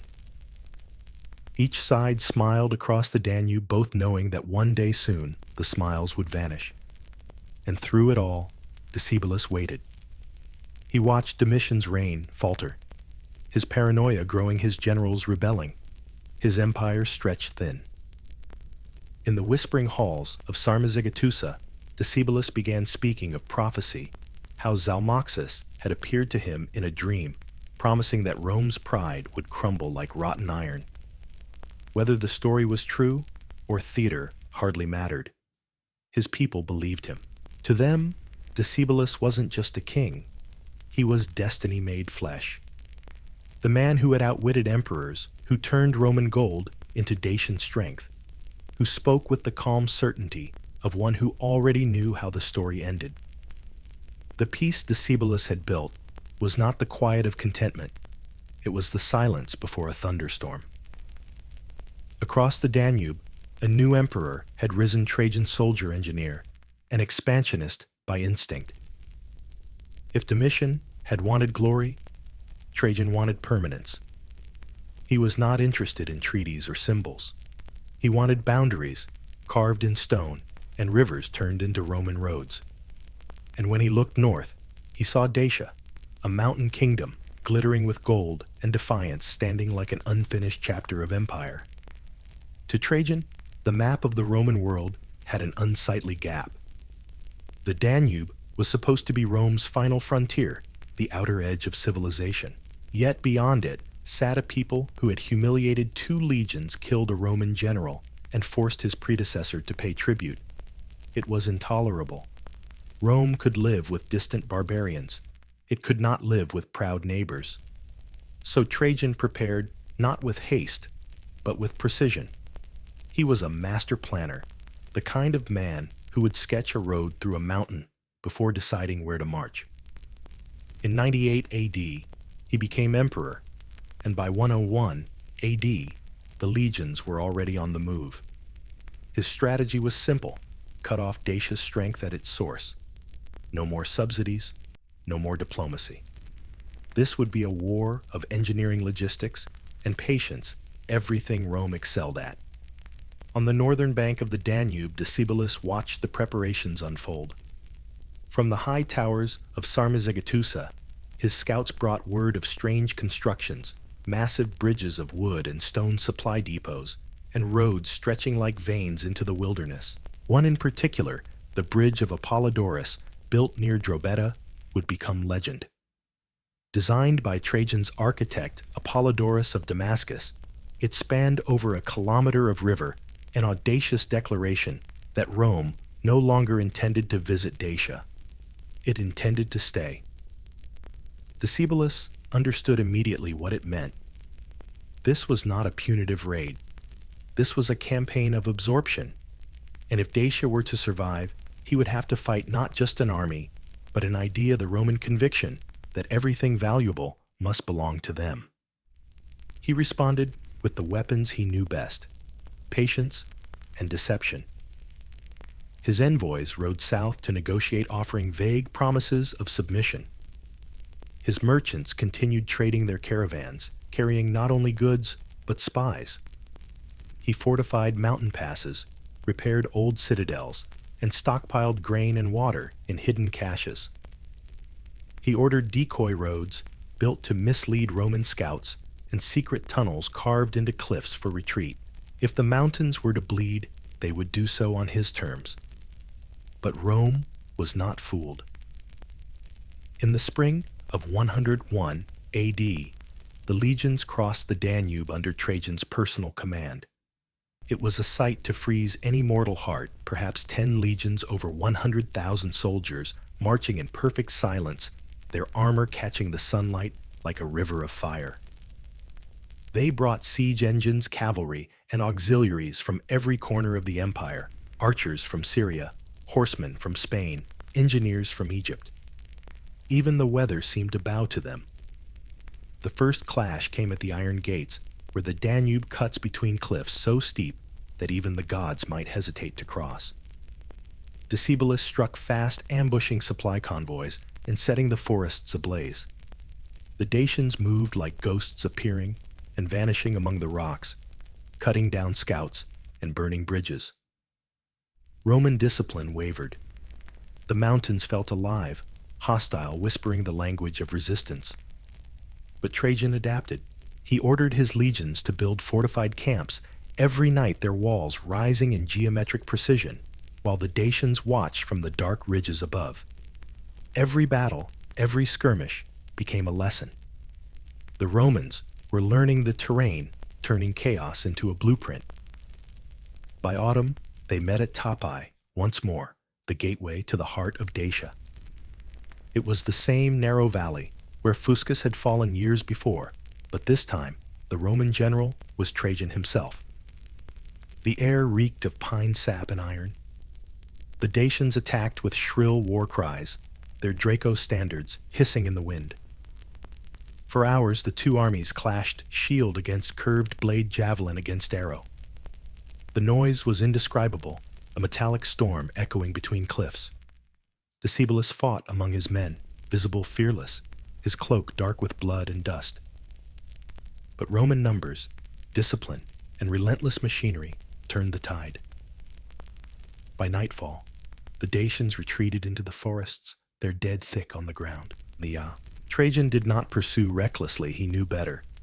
He advanced like a surgeon, cutting deeper each day, securing roads and rivers.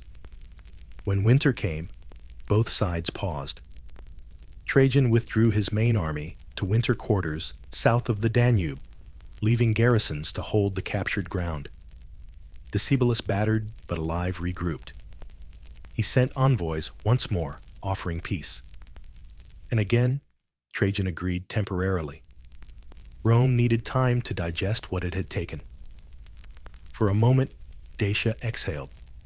The treaty that followed was harsh, but survivable. Decebalus would surrender, captured Roman weapons, accept a Roman advisor at his court, and demolish some fortresses. In return, he would remain king. It was humiliation on paper, but in practice, it was breathing room, and Decebalus used it brilliantly. As soon as the Romans withdrew, he began rebuilding in secret. The demolished fortresses were quietly reconstructed. Weapons hidden during the surrender were reforged. Deserters from Roman ranks were welcomed and rewarded. The Dacians built new defenses deep in the mountains, invisible to casual scouts, underground. Granaries, secret water channels, tunnels linking citadels. The temples of Sarmizegetusa became command centers, their sanctuaries hiding maps and messengers. By 104 AD, the illusion of peace had worn thin. Trajan's envoys complained of Dacian raids, of spies caught in Roman camps, of fortresses rebuilt despite treaties. The emperor, methodical as ever, said little. He simply began preparing the second campaign, the one that would end Dacia forever. Meanwhile, Decebalus's court hummed with tension. He knew Rome would return. His advisors urged caution. His priests preached courage. Some nobles began to waver, whispering that perhaps alliance with Rome was better than annihilation. Decebalus responded the only way he knew, with both iron and inspiration. He summoned the nobles and priests to the high terrace of Sarmizegetusa. Before the sacred altar, he drew his sword and plunged it into the ground. This steel, he said, is the spine of Dacia. It bends, but does not break. Those who would kneel to Rome may go south and call themselves civilized. Those who remain must stand until the mountains themselves crumble. No one left. In that moment, something ancient stirred the old faith of immortality, the unbroken line of belief that had carried the Dacians from Zalmoxis to Burebista to him. The people rallied again. Farmers turned miners, miners turned soldiers, priests turned spies. The wolves of the Carpathians, as the Romans called them, were sharpening their fangs once more. Across the Danube, Trajan was already marching. He had built the bridge to last for ages, and now he would use it. Behind him, Rome moved with clockwork certainty. Before him, the mountains waited. It began in the spring of 105 AD, when the snows melted off the Carpathians and the rivers swelled with the restless pulse of war. The Danube shimmered like a blade, and across it came Rome again, this time not as an intruder testing its strength, but as an executioner certain of its target. Emperor Trajan had returned older, calmer, but carrying the same quiet ferocity that had already built roads from Britannia to Arabia. The Dacians had defied him once. They would not get a second chance. To the Romans, this campaign was not a mere punitive raid, it was destiny. Trajan called it bellum justum, a just war sanctioned by the gods and justified by Roman pride. He would not leave until Dacia was a province, and Decebalus's head was on display in the forum. To ensure that outcome, he brought overwhelming force, 13 legions auxiliaries from every corner of the empire, engineers siege engines and supplies enough for years. Even poets accompanied him, ready to immortalize the victory before it happened. The preparations themselves were monumental. Along the Danube, supply depots grew into temporary cities. Smiths forged endless streams of weapons. Carpenters built rafts, bridges, and siege towers. Trajan's famous bridge at Drobeta now bore the weight of empire columns of soldiers marching in steppe ox carts loaded with rations, catapults creaking like mechanical beasts. On the far bank, Dacia waited its forests, black and silent, its mountains breathing fog. Decebalus knew the odds. He had perhaps 150,000 warriors at his command, brave, but scattered across fortresses and villages. The Romans outnumbered him, out-equipped him, and could replenish endlessly from their vast empire. But Dacia had its own weapons, terrain, conviction, and desperation. The mountains were riddled with fortresses, Sarmizegetusa, Kostest Blidaru, each connected by secret paths and smoke signals. The Dacians would not meet Rome in open field. They would make the land itself their ally. As Trajan's legions advanced through Banat and Transylvania, they found the countryside eerily empty. Villages burned, fields stripped bare. Every road became a trap. Bridges sabotaged, ravines seeded with spikes, rivers dammed and then released without warning.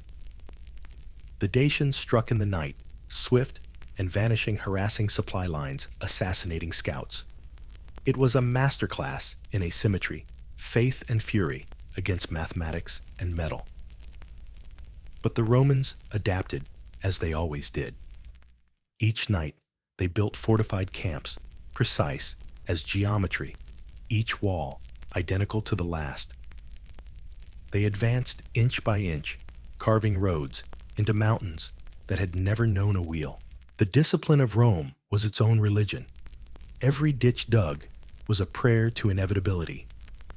Slowly, inexorably, the Roman eagle crept deeper into the heart of Dacia. The first major clash came again at Tapai, that cursed valley where generations of Dacians had fought and bled. This time, the Romans came prepared. Their armor had been redesigned with crossbars to deflect the deadly curved blades of the falx. Their tactics adjusted, heavy infantry held firm, while archers and artillery hammered the ridges where Dacian warriors lay in wait. The air was thick with smoke and arrows, the ground shaking under the march of organized fury. Decebalus commanded from a high ridge, directing hit-and-run attacks, trying to lure the legions into narrow ravines. For hours the battle raged, but the weight of Roman logistics prevailed. By dusk, the Dacians retreated, not broken, but bleeding. They abandoned the field, deliberately falling back toward their mountain citadels, where stone and faith would do what swords could not. Trajan followed cautiously, consolidating after every mile. He knew Decebalus was clever enough to trade space for time. Yet even he must have been astonished at the engineering marvels that awaited him in the highlands. As the legions advanced, they encountered fortress after fortress, each one stronger, more intricate, and more symbolically defiant than the last. The final target was clear: Sarmizegetusa, Regia, the sacred capital, the city of the sun. Hidden deep within the Oresti Mountains, it was a place of both worship and war, a network of terraces, temples, and walls that seemed to merge with the mountain itself. To reach it, the Romans had to cut their way through natural labyrinths, facing ambush after ambush. When they finally reached the outer defenses, the siege began. Trajan encircled the citadel, cutting off water and supply routes. Roman engineers, the silent geniuses of conquest, diverted a mountain stream that fed the city. Inside, the Dacians watched as their wells ran dry. Hunger followed thirst. Smoke from the temples turned from incense to desperation. but Decebalus refused to surrender. From the highest terrace, he prayed to Zalmoxis, offered gold and flame to the gods, and rallied his warriors. "They may break our walls," he told them, "but they will never drink our courage." His speeches were not empty words. He fought among his men, visible on the ramparts, directing sorties that momentarily pushed the Romans back. Trajan, ever the pragmatist, ordered relentless pressure. Siege engines pounded the walls day and night. Arrows fell like rain. Roman soldiers climbed terraces under volleys of stones and boiling oil. The battle became a symphony of exhaustion, a clash of two civilizations unwilling to blink. Finally, treachery accomplished what brute force could not. A captured Dacian revealed the location of a secret aqueduct tunnel supplying the citadel. Roman engineers found it and destroyed it. Within days, the defenders' resistance faltered. Thirst turned faith into delirium. When the Romans breached the outer wall, the defenders fought hand to hand, retreating step by step up the terraces. The sacred sanctuaries burned. By nightfall, the city of the sun was a city of smoke. Decebalus escaped through the forests with a small retinue. His capital had fallen, but not his will.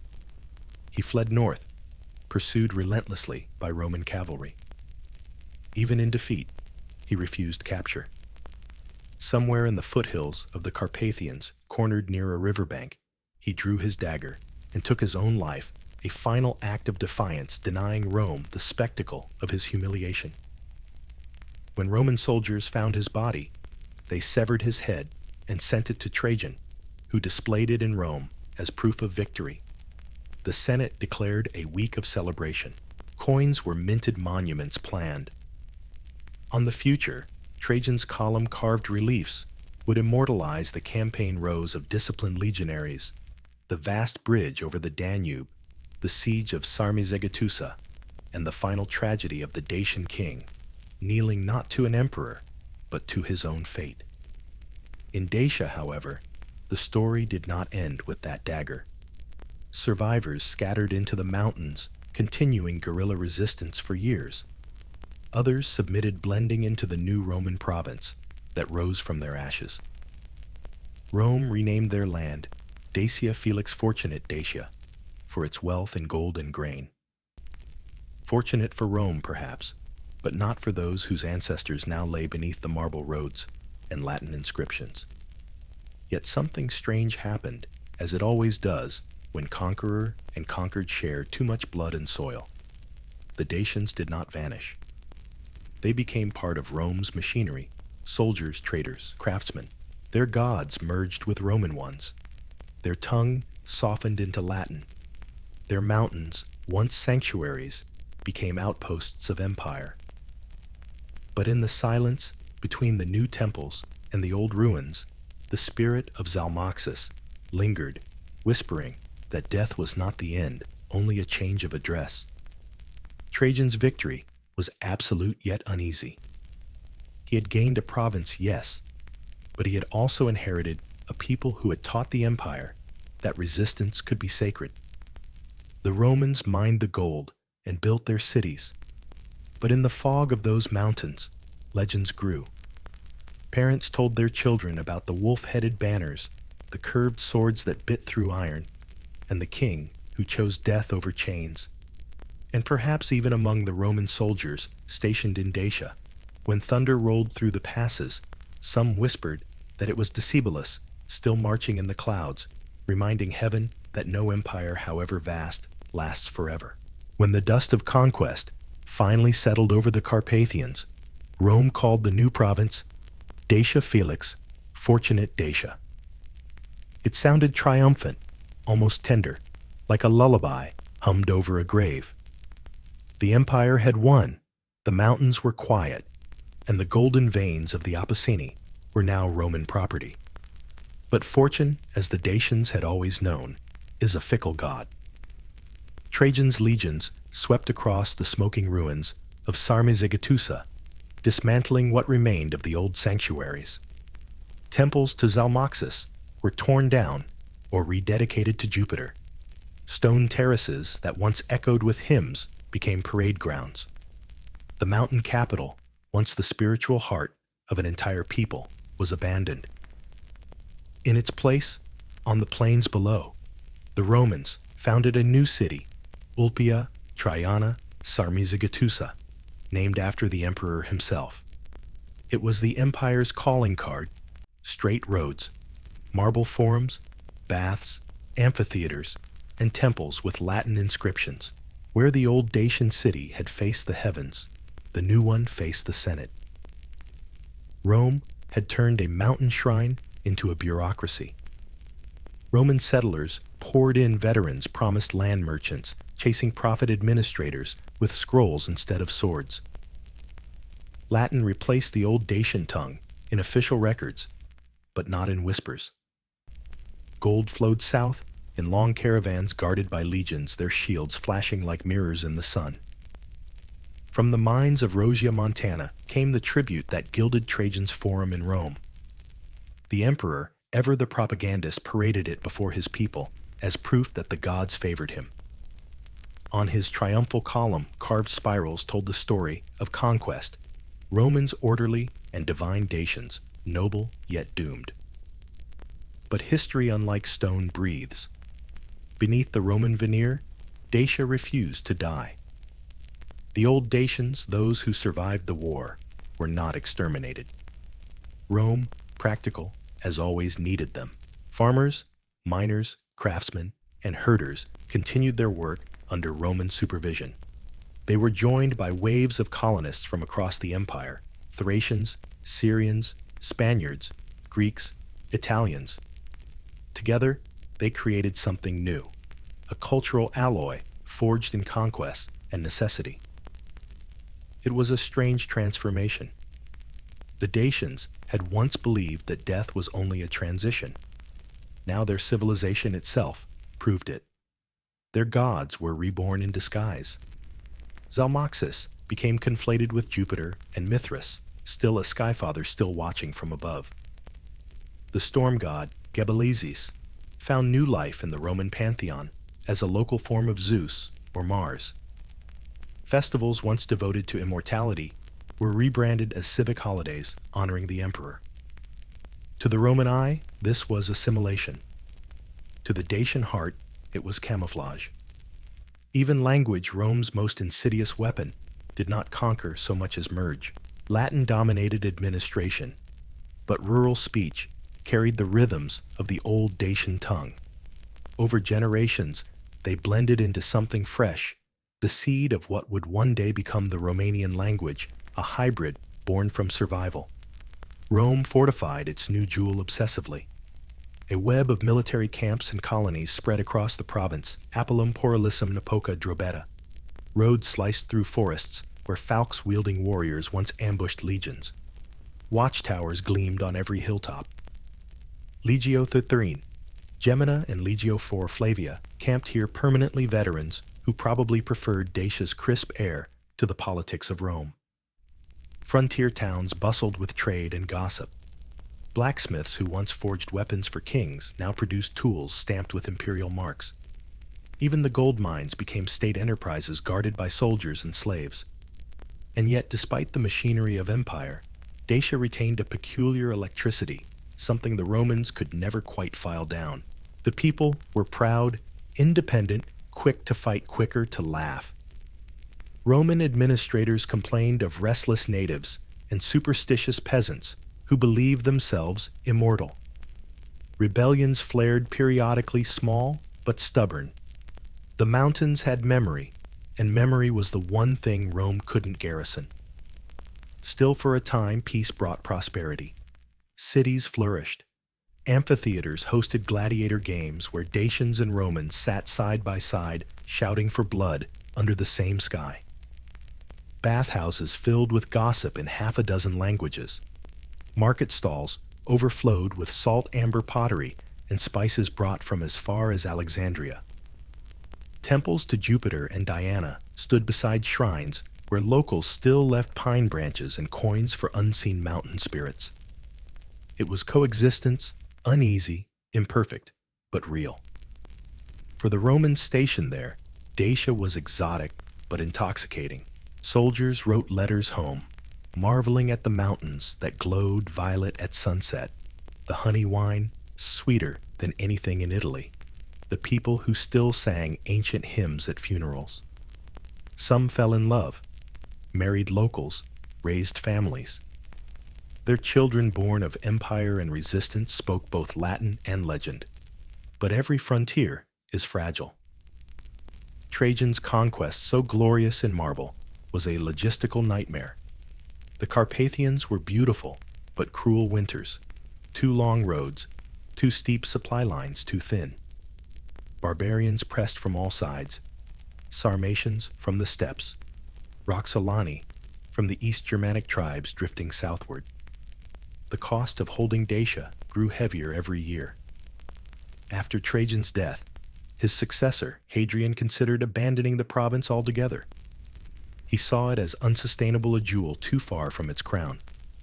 He even withdrew troops from its northern reaches. But pride, Rome's true religion, would not allow total retreat. Dacia remained, though always on edge, half fortress, half farm. Over the next decades, it became less a colony and more a crossroads. Merchants came not only from Rome, but from faraway lands, Celts, Persians, and even steppe nomads with bows slung across their backs. In the marketplaces of Apulium, one could buy olive oil from Africa, silk from Asia, and gossip from anywhere. The Dacians, adaptable as ever, thrived in this exchange. They had learned the empire's greatest secret: once you understand its hunger, you can feed it and grow strong. And yet, under that prosperity, something intangible survived, a quiet defiance that no tax or temple could erase. The Dacians kept telling stories. Around their hearths, they still spoke of Decebalus, the last free king, who chose death over slavery. Children were named after him, not the emperors. When thunder rolled through the valleys, they said it was his spirit riding with the storm god, laughing at Rome. Even the Roman soldiers came to share a kind of grudging respect. They told tales of ghostly warriors appearing on foggy nights, guarding hidden treasure in the mountains. Some said that if you slept near the ruins of Sarmizegetusa, you could hear distant chanting, Dacian prayers echoing through time. Fear became reverence. Conquest turned into folklore. By the 2nd century A.D., Dacia Felix was thriving and uneasy in equal measure. It produced wealth men and mystery in quantities Rome both admired and mistrusted. Trajan's column in the capital told the story of its conquest in glorious relief, yet in the taverns of Ulpia Traiana, veterans whispered that the mountains never truly surrendered. The irony was exquisite. The province Rome had fought hardest to claim was the one that would outlast its conquerors in memory. When later emperors abandoned it during the great barbarian waves of the 3rd century, the settlers who remained did not vanish. They adapted again, as their ancestors had. Latin and Dacian became one voice. Roman gods and local spirits shared altars. New tribes came and went, but the land kept speaking the same ancient truth: survival is not surrender. Empires end slowly, like fires that die not in one gust, but in a series of fading embers. For Rome, Dacia was both triumph and warning, a province conquered with fanfare and abandoned in silence. And yet long after the legions marched away, the land kept the echo of both victors and vanquished. The ghosts of Trajan and Decebalus lingered side by side, their quarrel etched into mountains that remembered everything. In the century after conquest, Dacia glittered with Roman polish. Roads laced the hills, Latin inscriptions dotted temples, and imperial statues gleamed in public squares. The new capital, Ulpia Traiana, Sarmizegetusa, pulsed with urban life, magistrates in togas, debating taxes, merchants shouting over amphorae of olive oil, and local craftsmen selling bronze bracelets still engraved with Dacian spirals. the smell of baked bread mixed with the tang of iron and incense. It was by all appearances Roman. But walk a few miles beyond the city walls, and the illusion frayed. Villages tucked into valleys still built their homes from timber, not stone. Farmers still whispered prayers to mountain spirits before plowing. In their hearth-lit gatherings, elders told stories of the old days of the fortresses that reached the clouds of the king who defied the empire of gods, who promised that death was only a doorway. These weren't rebellions. They were acts of quiet memory rituals that said, "We still are." The Dacians who remained slowly intermarried with Roman settlers, forming a population both provincial and proud. They worked the mines and fields, sent their sons to serve in the legions, and learned Latin because it paid to speak the language of power. But they never truly became Roman. The empire saw them as rustic provincials. They saw themselves as something older, a people who had once taught even Rome to bleed. By the mid-2nd century, Dacia had become one of the most prosperous corners of the empire. Gold from the Ancient Mountains funded marble in Rome. Dacian wheat fed soldiers on the Rhine. Dacian recruits filled auxiliary legions from Britain to Syria. Dacia Felix was living up to its name. The empire called it fortune. The land called it survival. But the Roman peace, like Roman marble, cracks over time. In the late 160s, new shadows began to move across the frontier. Germanic tribes Marcomanni Quadi Vandals tested the Danube's defenses. Farther east, steppe nomads appeared riders without borders. The roads Trajan had built became invasion routes. Cities fortified themselves. Temples doubled as strongholds, and the mines, once symbols of wealth, became liabilities, irresistible prizes for raiders. The emperors of the 2nd and 3rd centuries tried to hold Dacia, but the cost was ruinous. The legions fought endless frontier wars. The roads ran red with taxes and blood, and the prosperity that had once defined the province curdled into exhaustion. By the time of Emperor Aurelian in the 270s, AD Rome could no longer afford the illusion. The empire was collapsing inward, defending its own heartlands. Aurelian made the hard decision Dacia was to be evacuated. It was a strange, quiet undoing. The legions withdrew across the Danube, bringing with them administrators, citizens, and whatever treasures they could carry. They resettled on the southern bank in what became Dacia Aureliana, a bureaucratic copy of the lost province. The old cities north of the river, once so proud, were left behind like abandoned temples after a festival. Ulpia Traiana, Sarmizegetusa, emptied slowly, its marble facades weathering to gray. And yet the story didn't end there, because people don't evacuate like armies. Thousands stayed behind, farmers, too poor to leave, miners too attached to their veins of gold, herders who saw no difference between one emperor and the next. The empire might retreat on paper, but life went on. The fields still bore grain. Smoke still rose from cottages. The Latin language lingered like a ghost in the valleys, gradually merging with the native speech. When the next waves of migrants arrived, Goths, Carpathians, they found not ruins, but resilience. The people of the Carpathians bent, adapted, and endured. They learned to trade, to hide, to outlast.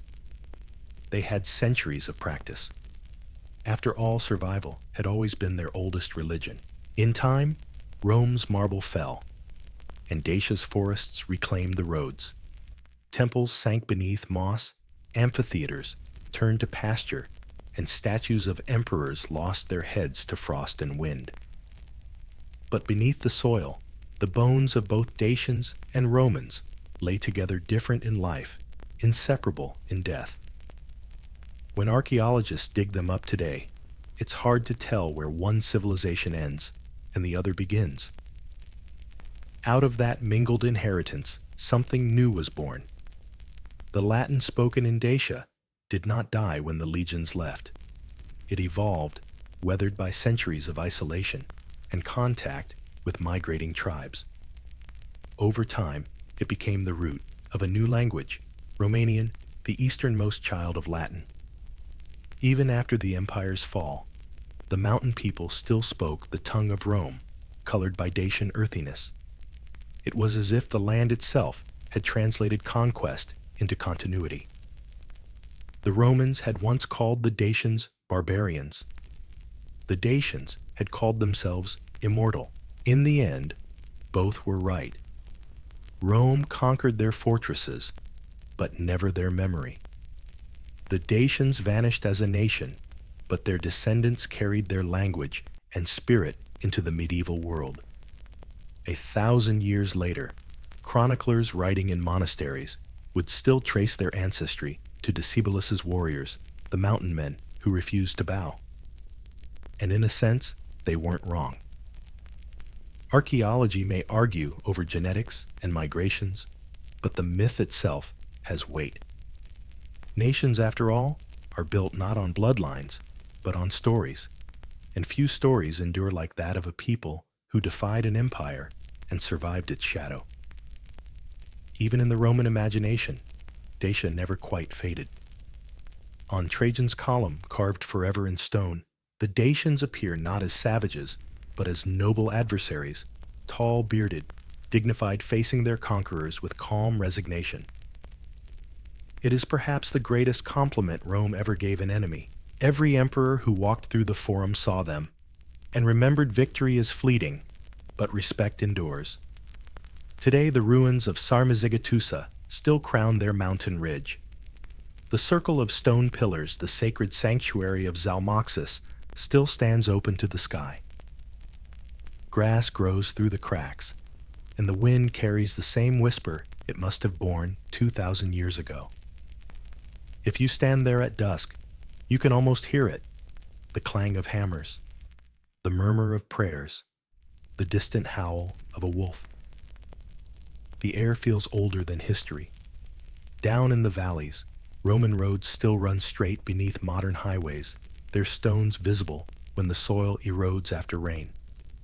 Farmers plow fields where legions once camped. Children find shards of pottery or coins in the dirt and ask their grandparents what they are. And the answer inevitably comes wrapped in pride. That was from our ancestors, the Dacians. It is said that when lightning strikes the Carpathian peaks, it is the gods of the old world calling roll, counting those who remember. Perhaps they still recognize their faithful. Perhaps Decibulus, somewhere beyond the stars, still laughs that the empire that conquered him has long since crumbled, while his people still, till the same earth, speak a Latin tongue and tell stories of a king who chose freedom over eternity. Centuries passed, and the mountains, those same stoic giants that had watched Decibulus fight fall and vanish, kept their silence. The empire that had broken Dacia began breaking itself. Rome's marble cracked its roads, filled with weeds. Its legions forgot their purpose, and the map of the world was redrawn again and again by hands that no longer remembered why they fought. But in the Carpathians, something older than empire persisted. The people who lived among those ridges didn't call themselves Romans, not exactly, nor Dacians, not anymore. They were just the people of the land. Shepherds who moved their flocks between mountain pastures as their ancestors had. Farmers who built stone crosses where once they'd left offerings to Zalmoxis. Miners who still whispered a quick prayer to the mountain before striking the first blow of the pick. Names changed. Empires changed. The mountain stayed. When the Goths came in the 3rd century, they didn't find ruins, but resilience. The abandoned Roman cities were scavenged, their stones reused for fortresses and churches. Gold still came out of the hills, traded for weapons and salt. The newcomers mingled with those who'd stayed behind, another layer added to the living palimpsest that was Dacia. The Romans had left Latin behind, and Latin softened by centuries, and frost became the unifying sound in the valleys. Out of that mixture, a little Roman, a little Dacian, a little of everyone who ever passed through, emerged the faint early notes of a new language, Limba Romana. the Romanian tongue. It wasn't born in cities or schools, but in songs, the kind sung to pass the time while herding sheep or sitting beside the hearth when snow sealed the roads. The words were Latin in root, but carried the rhythm of Dacian chants, the melancholy of mountain winds, the dry humor of survivors. The empire had fallen, but its language had been adopted by its former foes, worn like a second skin. Rome vanished. Its echo learned to sing. Through the chaos of the migrations, the Huns sweeping across the plains like fire, the Gepids, the Avars, the Slavs, the mountain people endured. They retreated higher when danger came into stone villages and wooden churches that could be dismantled and rebuilt with every invasion. To outsiders, they seemed ghost-like, always vanishing before armies arrived and reappearing when the dust settled. They had learned the art of survival by being underestimated. And somewhere deep in that survival lay a memory not written, but lived. The idea that their ancestors had once defied an empire larger than the world. The story of Decebalus wasn't just told. It was felt inherited, like the pattern in a piece of carved wood or the design on a woolen cloak. Parents told their children about the king who chose death over chains, about the God who taught that life continues beyond endings. Each retelling was part myth, part history, but all identity. When Christianity spread northward in the centuries after Rome's fall, the people of the mountains accepted it easily, but quietly reshaped it. The new god of light and resurrection didn't feel so different from Zalmoxis, who had promised the same. Crosses replaced sun symbols, saints replaced ancestral spirits, and the church bells that rang across valleys echoed the same conviction: life continues. What had once been pagan defiance became Christian endurance. By the early Middle Ages, the land once called Dacia was now a patchwork of new names: Transylvania, Wallachia, Moldavia. But under those titles, the spirit of the Old Kingdom hummed on. Foreign chroniclers noticed something peculiar about the people who lived there. They spoke a Latin language in a sea of Slavic tongues, and they claimed descent from both the Romans and the Dacians. Scholars would argue about the accuracy for centuries. The locals didn't bother arguing. They simply said, "We are here because we never left." Archaeology confirms what their stories always insisted. Beneath the foundations of medieval fortresses lie Roman roads. Beneath those Dacian terraces, beneath those the bones of people who believed that death was only migration. The continuity is almost physical. You can dig it. By the time the medieval kingdoms formed, the Dacian spirit had been distilled into something quieter but stronger. No longer empire builders or temple architects, the mountain people had become custodians of endurance. They built monasteries instead of fortresses, carved icons instead of idols, but the intent was the same: to hold meaning against time. The very geography that had once defied Rome now preserved memory from oblivion. Travelers who crossed the Carpathians in later centuries described the land as a country of echoes. Every valley, they said, had a story. Every river, a ghost. Even the shepherd songs drifting through the fog seemed to mourn something ancient and unnamed.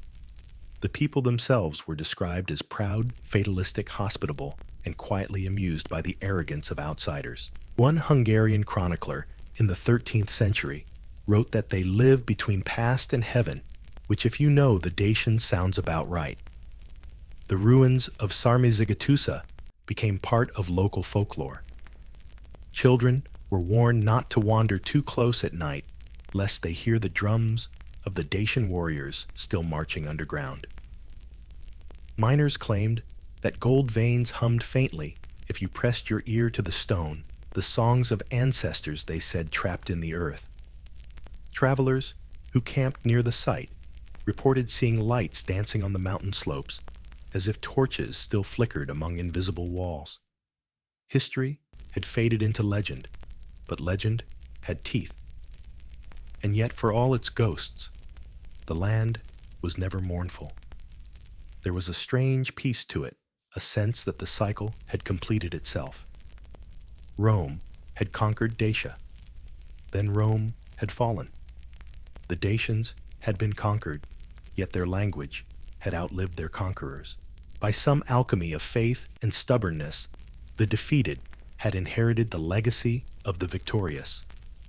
The mountains, those eternal arbiters, seemed to have decided that balance had been restored. Centuries later, when scholars in Europe began to rediscover the classical world, they looked at the Carpathians with new curiosity. Here they realized was the last living fragment of Rome, not in marble or politics, but in speech, in spirit. While the rest of the empire had fractured into kingdoms and dialects, here was a place where Latin still breathed in the mouths of shepherds, a miracle of endurance or irony, depending on how you look at it. And perhaps, if Decebalus could have seen it, he would have smiled that wolfish smile of his, the one carved into Roman stone, eternally defiant. He had lost his war, yes, but his people had won their eternity. Rome built monuments. Dacia became one. Today, when you stand amid the ruins of Sarmizegetusa and watch the evening mist curl through the stone pillars, it's hard to say where history ends and eternity begins. The grass glows silver under moonlight. The air smells of pine and rain. Somewhere in the distance, a shepherd's flute plays the same tune it might have 2,000 years ago. You could close your eyes and believe you're hearing the Dacians again, their voices rising with the wind, their prayers drifting to the stars. Empires burn out. Faiths evolve. Languages change shape. But mountains remember. And sometimes that's enough. Stand on a Carpathian ridge at dawn, and you'll understand why the Dacians never left, even when history said they did. The mist curls like breath over pine forests. The air smells of metal and moss. Somewhere far below, a stream murmurs over stones older than empires. It's easy to imagine the world as it once was before Rome, before nations, when faith and earth were one. And if you listen closely enough, you might still hear it, the low hum of something ancient that refuses to die. Dacia never truly vanished. It simply learned to change its mask. The Romans called it a province, the Goths a frontier, the Huns a pasture, the Byzantines a rumor, the Hungarians a conquest, and the Ottomans a tax district. But beneath each title, the same stubborn continuity pulsed. The land absorbed conquerors like a mountain absorbs storms. They came with banners and left with legends. After the Romans withdrew in the 3rd century, Dacia entered what historians call the Dark Centuries. But dark is a word invented by cities. For the mountain folk, life went on much as before. They plowed the same valleys, mined the same hills, prayed to the same skies. Their world shrank, but their identity grew denser, condensed into song symbol and stubborn habit. By the time the medieval kingdoms emerged, Dacia had become both a memory and a prophecy. The people who called themselves Romani descendants of soldiers, farmers, and dreamers claimed descent from Rome, but carried the heart of the Dacians. It was a strange duality conqueror, and conquered fused into one enduring idea. The Latin of the empire had survived, but spoken with the cadence of mountain wind.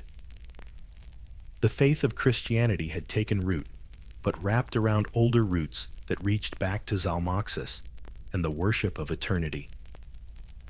Every civilization that passed through these valleys added a layer, Gothic words, Slavic melodies, Byzantine symbols, Hungarian architecture. Yet the core never shifted. Even the chroniclers of neighboring realms noticed it.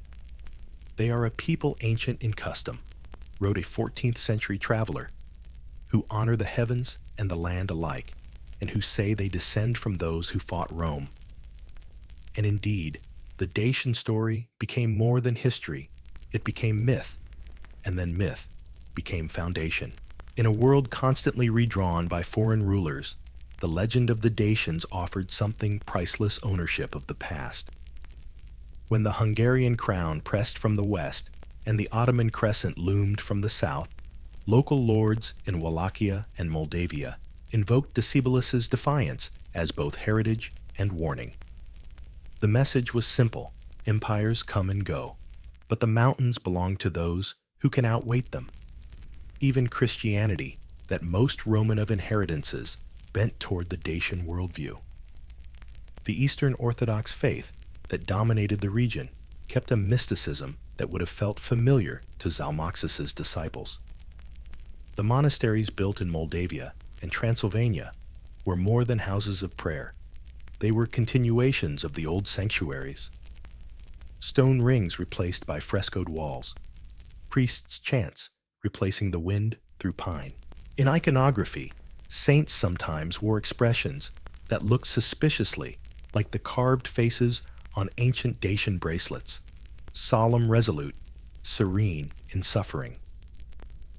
In the 19th century, when the idea of the modern Romanian nation began to stir, the Dacians were rediscovered not as archaeological curiosities, but as ancestors of destiny. Scholars, poets, and revolutionaries unearthed their story like a buried banner. They saw in Decibelus not a relic, but a symbol, a king who had faced the greatest empire and refused to kneel. His death became a metaphor for national endurance, his people a blueprint for rebirth. Writers compared the Carpathians to the backbone of a sleeping giant, the ancient Dacian spirit lying in wait.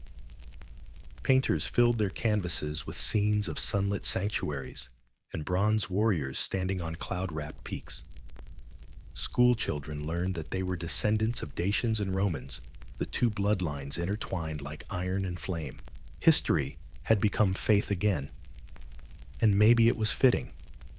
The Dacians had once believed that death was a transition, not an ending. Their civilization had died, yes, but its spirit had migrated into every era that followed, finding new forms, new names. Even the Romans, who thought they had buried Dacia under marble and Latin, had unknowingly made it immortal by giving it language, a vessel strong enough to carry memory through time. Today, the ruins of their sanctuaries still crown the Orishtia Mountains.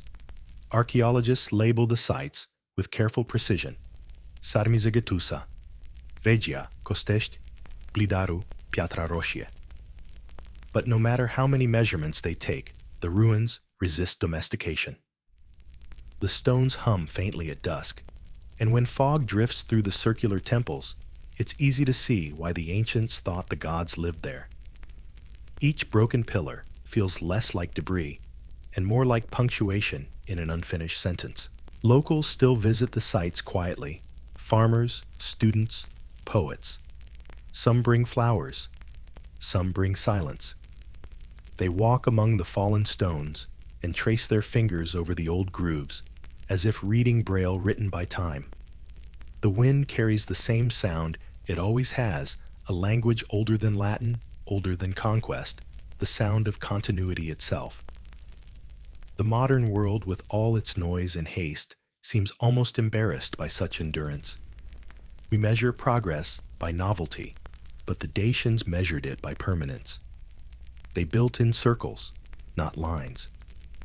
They worshipped the sky, not the horizon. To them, eternity was not something to reach, it was something you were already standing in. And maybe that's why their story still feels alive. Because in a world obsessed with beginnings and endings, the Dacians remind us that history is a spiral, not a straight road. Empires rise, fall, and are reborn under new flags, but the human longing for meaning, belonging, and continuity never changes. It's there in every language that refuses to die, in every custom that outlives its conquerors, in every song that sounds like it's been sung forever. Stand again on that ridge at sunrise. The sky bleeds gold over the mountains, and mist coils through the valleys like smoke from invisible forges. Below, rivers glint in the early light, tracing the same paths they did when Rome was young. Somewhere, a shepherd's flute echoes. It's a melody without origin, half Roman discipline, half Dacian prayer. The world calls it Romania now, but listen carefully, and you can still hear its older name murmured beneath the soil, Dacia. The syllables roll like thunder, like memory, like defiance. And if the Dacians were right, if death is only transformation, then perhaps the land itself is their resurrection, a body of stone and forest carrying their pulse into the future. Empires die. Myths survive. And sometimes those myths are truer than history. If you travel today through the heart of Romania, the land that once was Dacia, you'll see how the past refuses to stay buried. It's not trapped in museums or behind glass. It breathes in the soil, hides beneath the cobblestones, and hums in the language itself. Every town, every mountain, every bend in the river is a palimpsest, a living scroll, written over and over, but never erased. The Romans built on Dacian foundations. The medieval kingdoms built on Roman ones. And the people somehow built a soul out of everything that tried to own them. Drive north from the plains of Wallachia into Transylvania, and you'll notice the change almost immediately. The air thickens with pine, the roads twist like memory, and the mountains rise around you like ancient sentinels. Somewhere up there, half swallowed by forest and fog, lie the stones of Sarmizegetusa Regia, the old capital still whispering its defiance to the wind. The path to it winds through silence. No neon signs, no vendors, no pomp.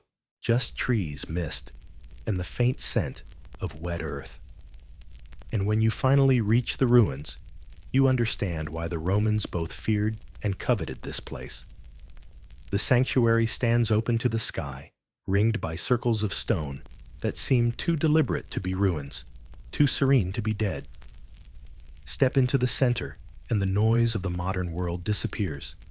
Even birds fall quiet. It feels less like standing in history, and more like standing inside time itself. The Dacians once called these circles the temples of the sun and stars. To them, geometry wasn't mathematics, it was a conversation with eternity. Archaeologists will tell you the dimensions correspond to celestial cycles, that the placement of each pillar marks the solstices. But locals, those who still bring candles and flowers here, say the stones hum at night, that the air turns warm, even in winter, that something unseen still guards the mountain. You can believe whichever version suits you. The Dacians would say both are true. Everywhere in modern Romania, their fingerprints remain. The very names of the rivers, Mureș, Olt, Someș, echo ancient Dacian words. The Carpathians still cradle villages whose customs would look familiar to a Bronze Age priest. Bonfires for midsummer wreaths floated on rivers, for luck invocations whispered to the soil before planting. The Dacians believed the earth was sacred because it fed and buried them. Their descendants still begin every harvest with a blessing to the ground. Even their wolves are remembered. The Dacians once wore wolfskins in battle, believing the spirit of the beast would lend them courage. That image, half man, half predator, was carved on their banners, the Draco, a serpent-shaped standard that hissed in the wind as they charged. Today, the wolf remains a national symbol, appearing in folklore and on coins in the name of football teams and even spacecraft. The Dacians may have died, but their totem still hunts. The Romans called their land Dacia Felix, fortunate, Dacia, and maybe they weren't wrong. Despite centuries of war, plague, invasion, and empire, the land has a way of repairing itself. Vineyards thrive again on slopes that once hosted fortresses. Shepherds still guide flocks along trails older than recorded time. Every civilization that has passed through here has left something behind: stonework words, recipes, roads. And yet beneath it all, the Dacian rhythm persists, slow, cyclical, faithful to the seasons. In the villages of Maramurish, people still build wooden gates, carved with spirals and suns, the same motifs found on Dacian jewelry. In Bukovina, Easter eggs are painted with geometric designs that could easily double as temple patterns. And in the southern plains, dancers still perform the kalushari, an ancient ritual for healing and protection that some anthropologists trace all the way back to Dacian times. The costumes have changed, the gods have new names, but the gestures are the same. Continuity disguised as folklore. Language, too, carries the inheritance. Romanian is a descendant of Latin, yes, but listen closely, and you can hear the mountain echo in it. Words for everyday life fields. Tools, flocks, weather are not Roman at all, but remnants of the Dacian tongue. They are linguistic fossils, proof that even language can be a rebellion. To speak Romanian in some small way is to speak the last whispers of the Dacians. Historians once dismissed the Dacians as a footnote to Rome's story. But today, archaeology paints a richer picture: advanced metallurgy, astronomy, trade networks, architecture that rivaled the Greeks in precision. Sarmizegetusa was not some barbarian fortress. It was an observatory, a capital, a statement. Even Roman chroniclers, begrudgingly honest, called them brave and clever, a people who fear only the sky falling. It's the kind of epitaph any civilization might envy. Yet perhaps the most extraordinary thing the Dacians built wasn't in stone or gold. It was in the collective psyche of their descendants, an unshakable belief in resilience. The idea that to be conquered is not to be erased, that to lose once is not to lose forever. Every generation of Romanians, since whether under foreign rule or political upheaval, has invoked that old stubborn spark. The poet Mihai Eminescu once wrote, "We are the sons of Dacia's sun, born to outlast the storm." It wasn't rhetoric, it was lineage. You can see it in their humor, too. The Dacians, if the Greeks are to be believed, laughed in the face of death. That streak of irony survives in the national temperament, a kind of philosophical shrug at tragedy, a refusal to take despair seriously.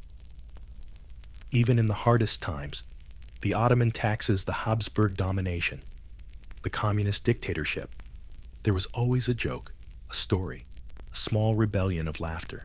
It's as if the Dacian belief in immortality mutated into a cultural immune system. Today, Romania stands as a modern European state with highways and Wi-Fi and coffee shops serving cappuccinos where Roman bathhouses once stood. But scratch the surface, wander into a mountain village at dusk when the smoke from chimneys turns the sky blue-gray, and you'll find time bending. You'll hear old men singing ballads about heroes with names ending in Balus, their voices cracked but proud. You'll see children running through grass that still hides fragments of pottery shards of a world that refused to stay buried. At night, when the wind moves through the forests of Hunedoara, it sounds eerily like chanting. Maybe it's just the wind in the pines, or maybe it's the mountains remembering their people. The Dacians believed that the soul became air after death, that the dead could speak through storms and whisper through leaves. It's a beautiful superstition, but also a fitting metaphor, a culture that turned defeat into wind, invisible yet everywhere. Because that's what remains of Dacia, not a kingdom, but a current. You can't see it, but you can feel it in the rhythm of the land, in the language that bridges past and present, in the instinct to endure. It's in the way the people of this place greet adversity with patience, wit, and that faint ancestral smile that seems to say, "We've seen worse." Empires are built to dominate space, mountain peoples to dominate time. The Romans ruled the land for a century. The Dacians, in their way, have ruled eternity. And perhaps that is the final victory of Decebalus and his people. Not that they won the war, but that the war never truly ended. It simply changed form, becoming memory language legend and life. The empire that conquered them has long since turned to dust, but the mountains still stand, and the air still hums with that old promise whispered to the stars: we do not die. We become the wind. Even now, centuries after the last Dacian king fell on his sword, the story still refuses to fade. You can find traces of it in school books and ballads, in archaeological dust and folk superstition, in the way an old shepherd crosses himself when lightning cracks across the ridge, as though the gods of sky and thunder are still listening, still near. The Dacians may be long gone in name, but in spirit they are everywhere. To walk through the Carpathians is to walk through layers of memory. Every ridge feels inhabited, every forest charged with unseen presence. The people here will tell you that the mountains have moods. Some mornings they are gentle, others jealous, occasionally wrathful, but always alive. The Dacians thought so too. Their world was never dead. Matter, it was divine body. Even in the 21st century, that sense endures. Travelers notice it instinctively. Romania is a place where nature still behaves like a character, not a backdrop. At dusk, when the mist rolls low and bells ring from hilltop churches, the modern and the ancient blur. The same mountains that once echoed with prayers to Zalmoxis now carry the chants of Orthodox monks. The melodies are eerily similar, slow, droning circular, like the sound of wind trapped in stone corridors. The faith has changed its name, but the cadence of worship remains. Drive through the region of Hunedoara today, and you'll find villages nestled in valleys where Dacian temples once stood. Wooden churches rise on the same foundations, their tall, narrow spires piercing the clouds, much like the old sanctuaries that reach for the heavens. Inside, icons of Christ and the Virgin glimmer in candlelight, framed by symbols that predate Christianity spirals suns the endless knot. The villagers may not think of them as Dacian, but the pattern survives unchanged. In these carvings, you can trace an unbroken conversation between ancestors and descendants carried on in wood and light. Even the rhythm of daily life seems ancient. Shepherds still migrate between summer and winter pastures, just as their forebears did. The transhumance routes those winding trails along the ridges, follow paths first trodden by Dacian herders thousands of years ago. Their flocks move like living timepieces, marking the same seasons their ancestors once called sacred. And when night falls, the shepherds light fires and play flutes carved from bone, the same haunting notes that once rose to the ears of gods. Legends bloom wherever history leaves gaps. Every mountain here has its story, every river its ghost. In the Apuseni Range, people speak of tunnels that run for miles beneath the rock built by the old ones, who disappeared into the earth rather than submit to Rome. In the Valea Muriceli, they say treasure still lies buried where Decebalus hid it before his final stand. Sometimes, after heavy rain, gold dust glitters in the riverbeds. Children scoop it up in their hands and say it's the king's tears. In truth, Dacia never died because its people refused to stop talking about it. Generations of storytellers kept its pulse alive, not as textbook history, but as living myth. The Romans might have written the official version of events, but the Dacians wrote theirs in silence and landscape and habit. That is why modern Romanians still feel their presence not as nostalgia, but as part of their DNA. You can change a nation's borders, even its language, but not its imagination. And what an imagination it is!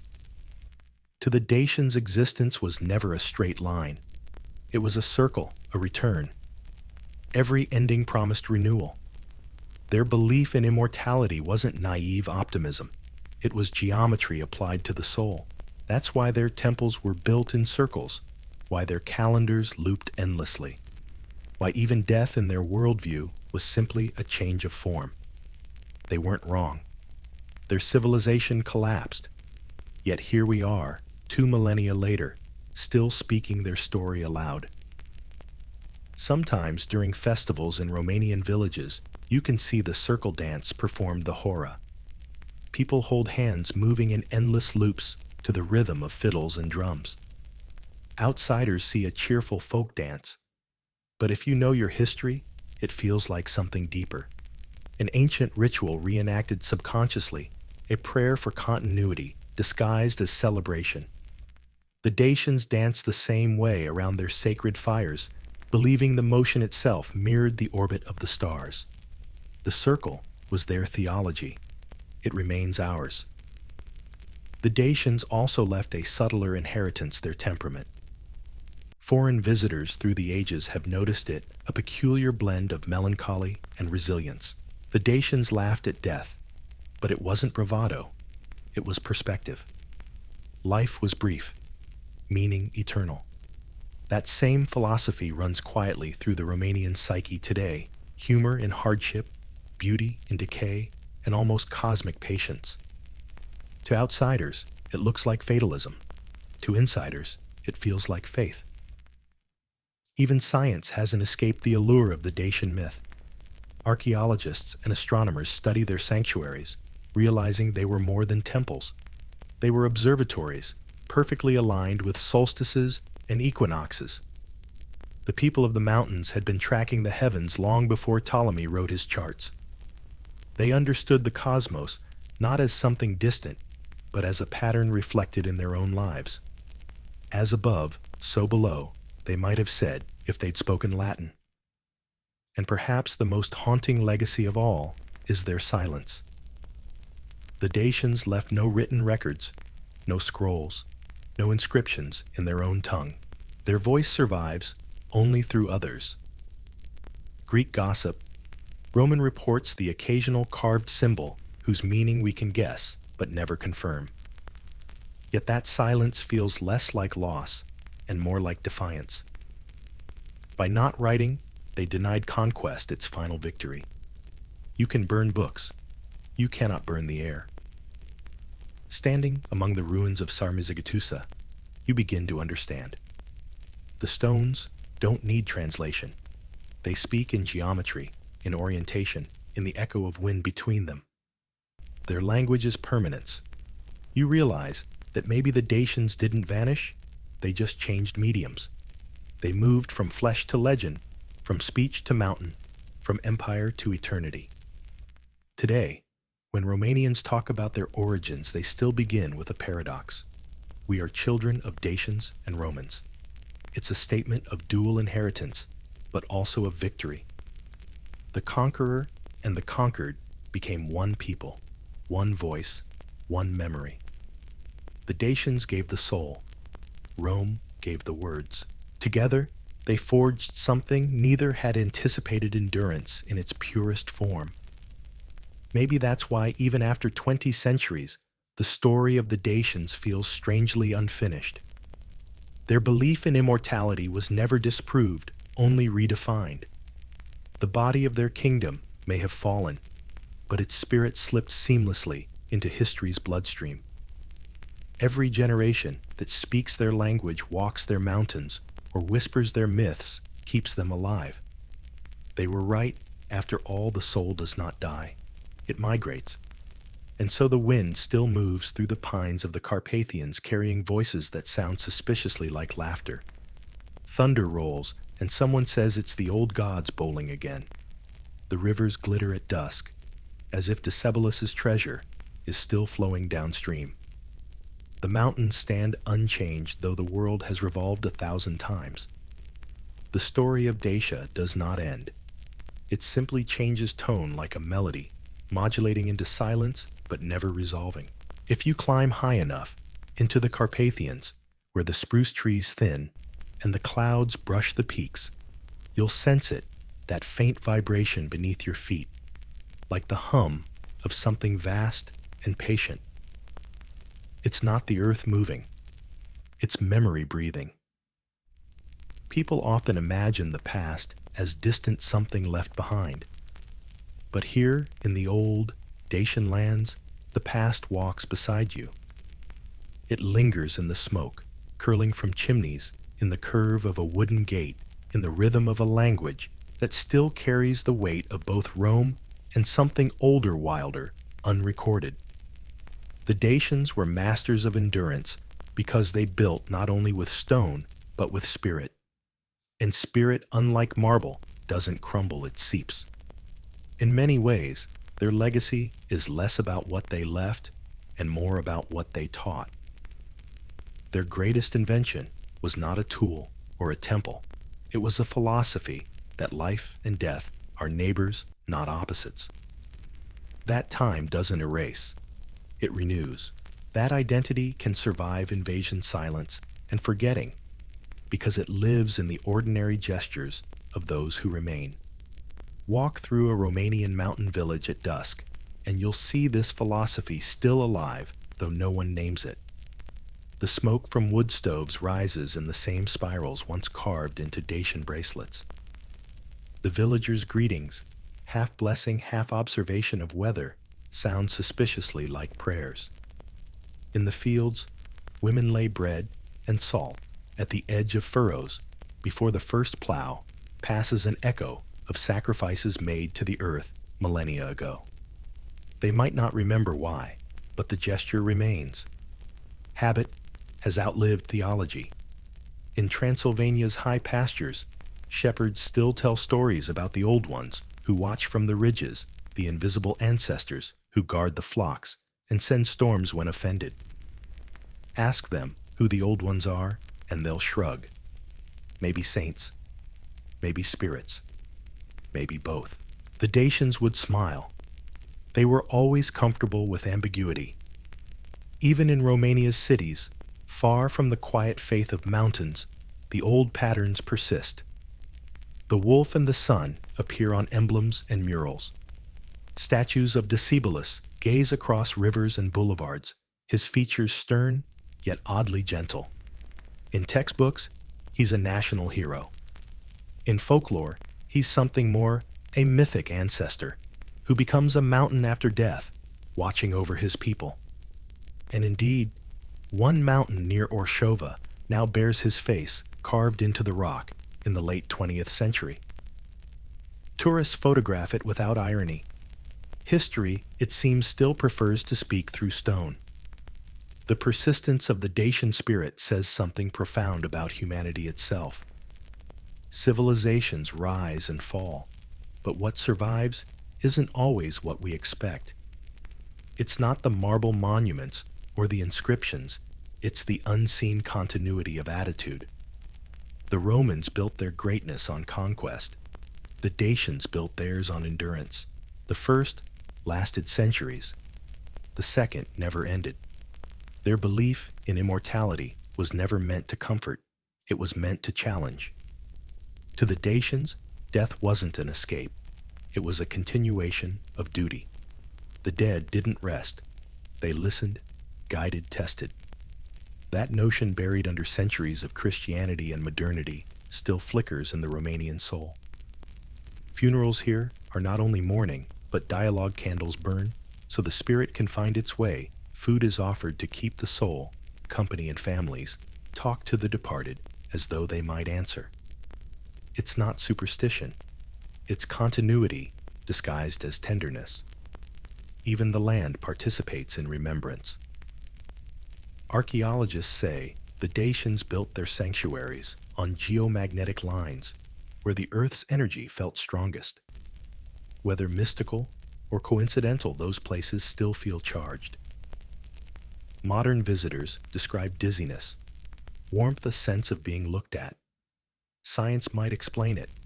Faith doesn't need to. Either way, the Dacians succeeded in what they always sought, to fuse heaven and soil until neither could be separated.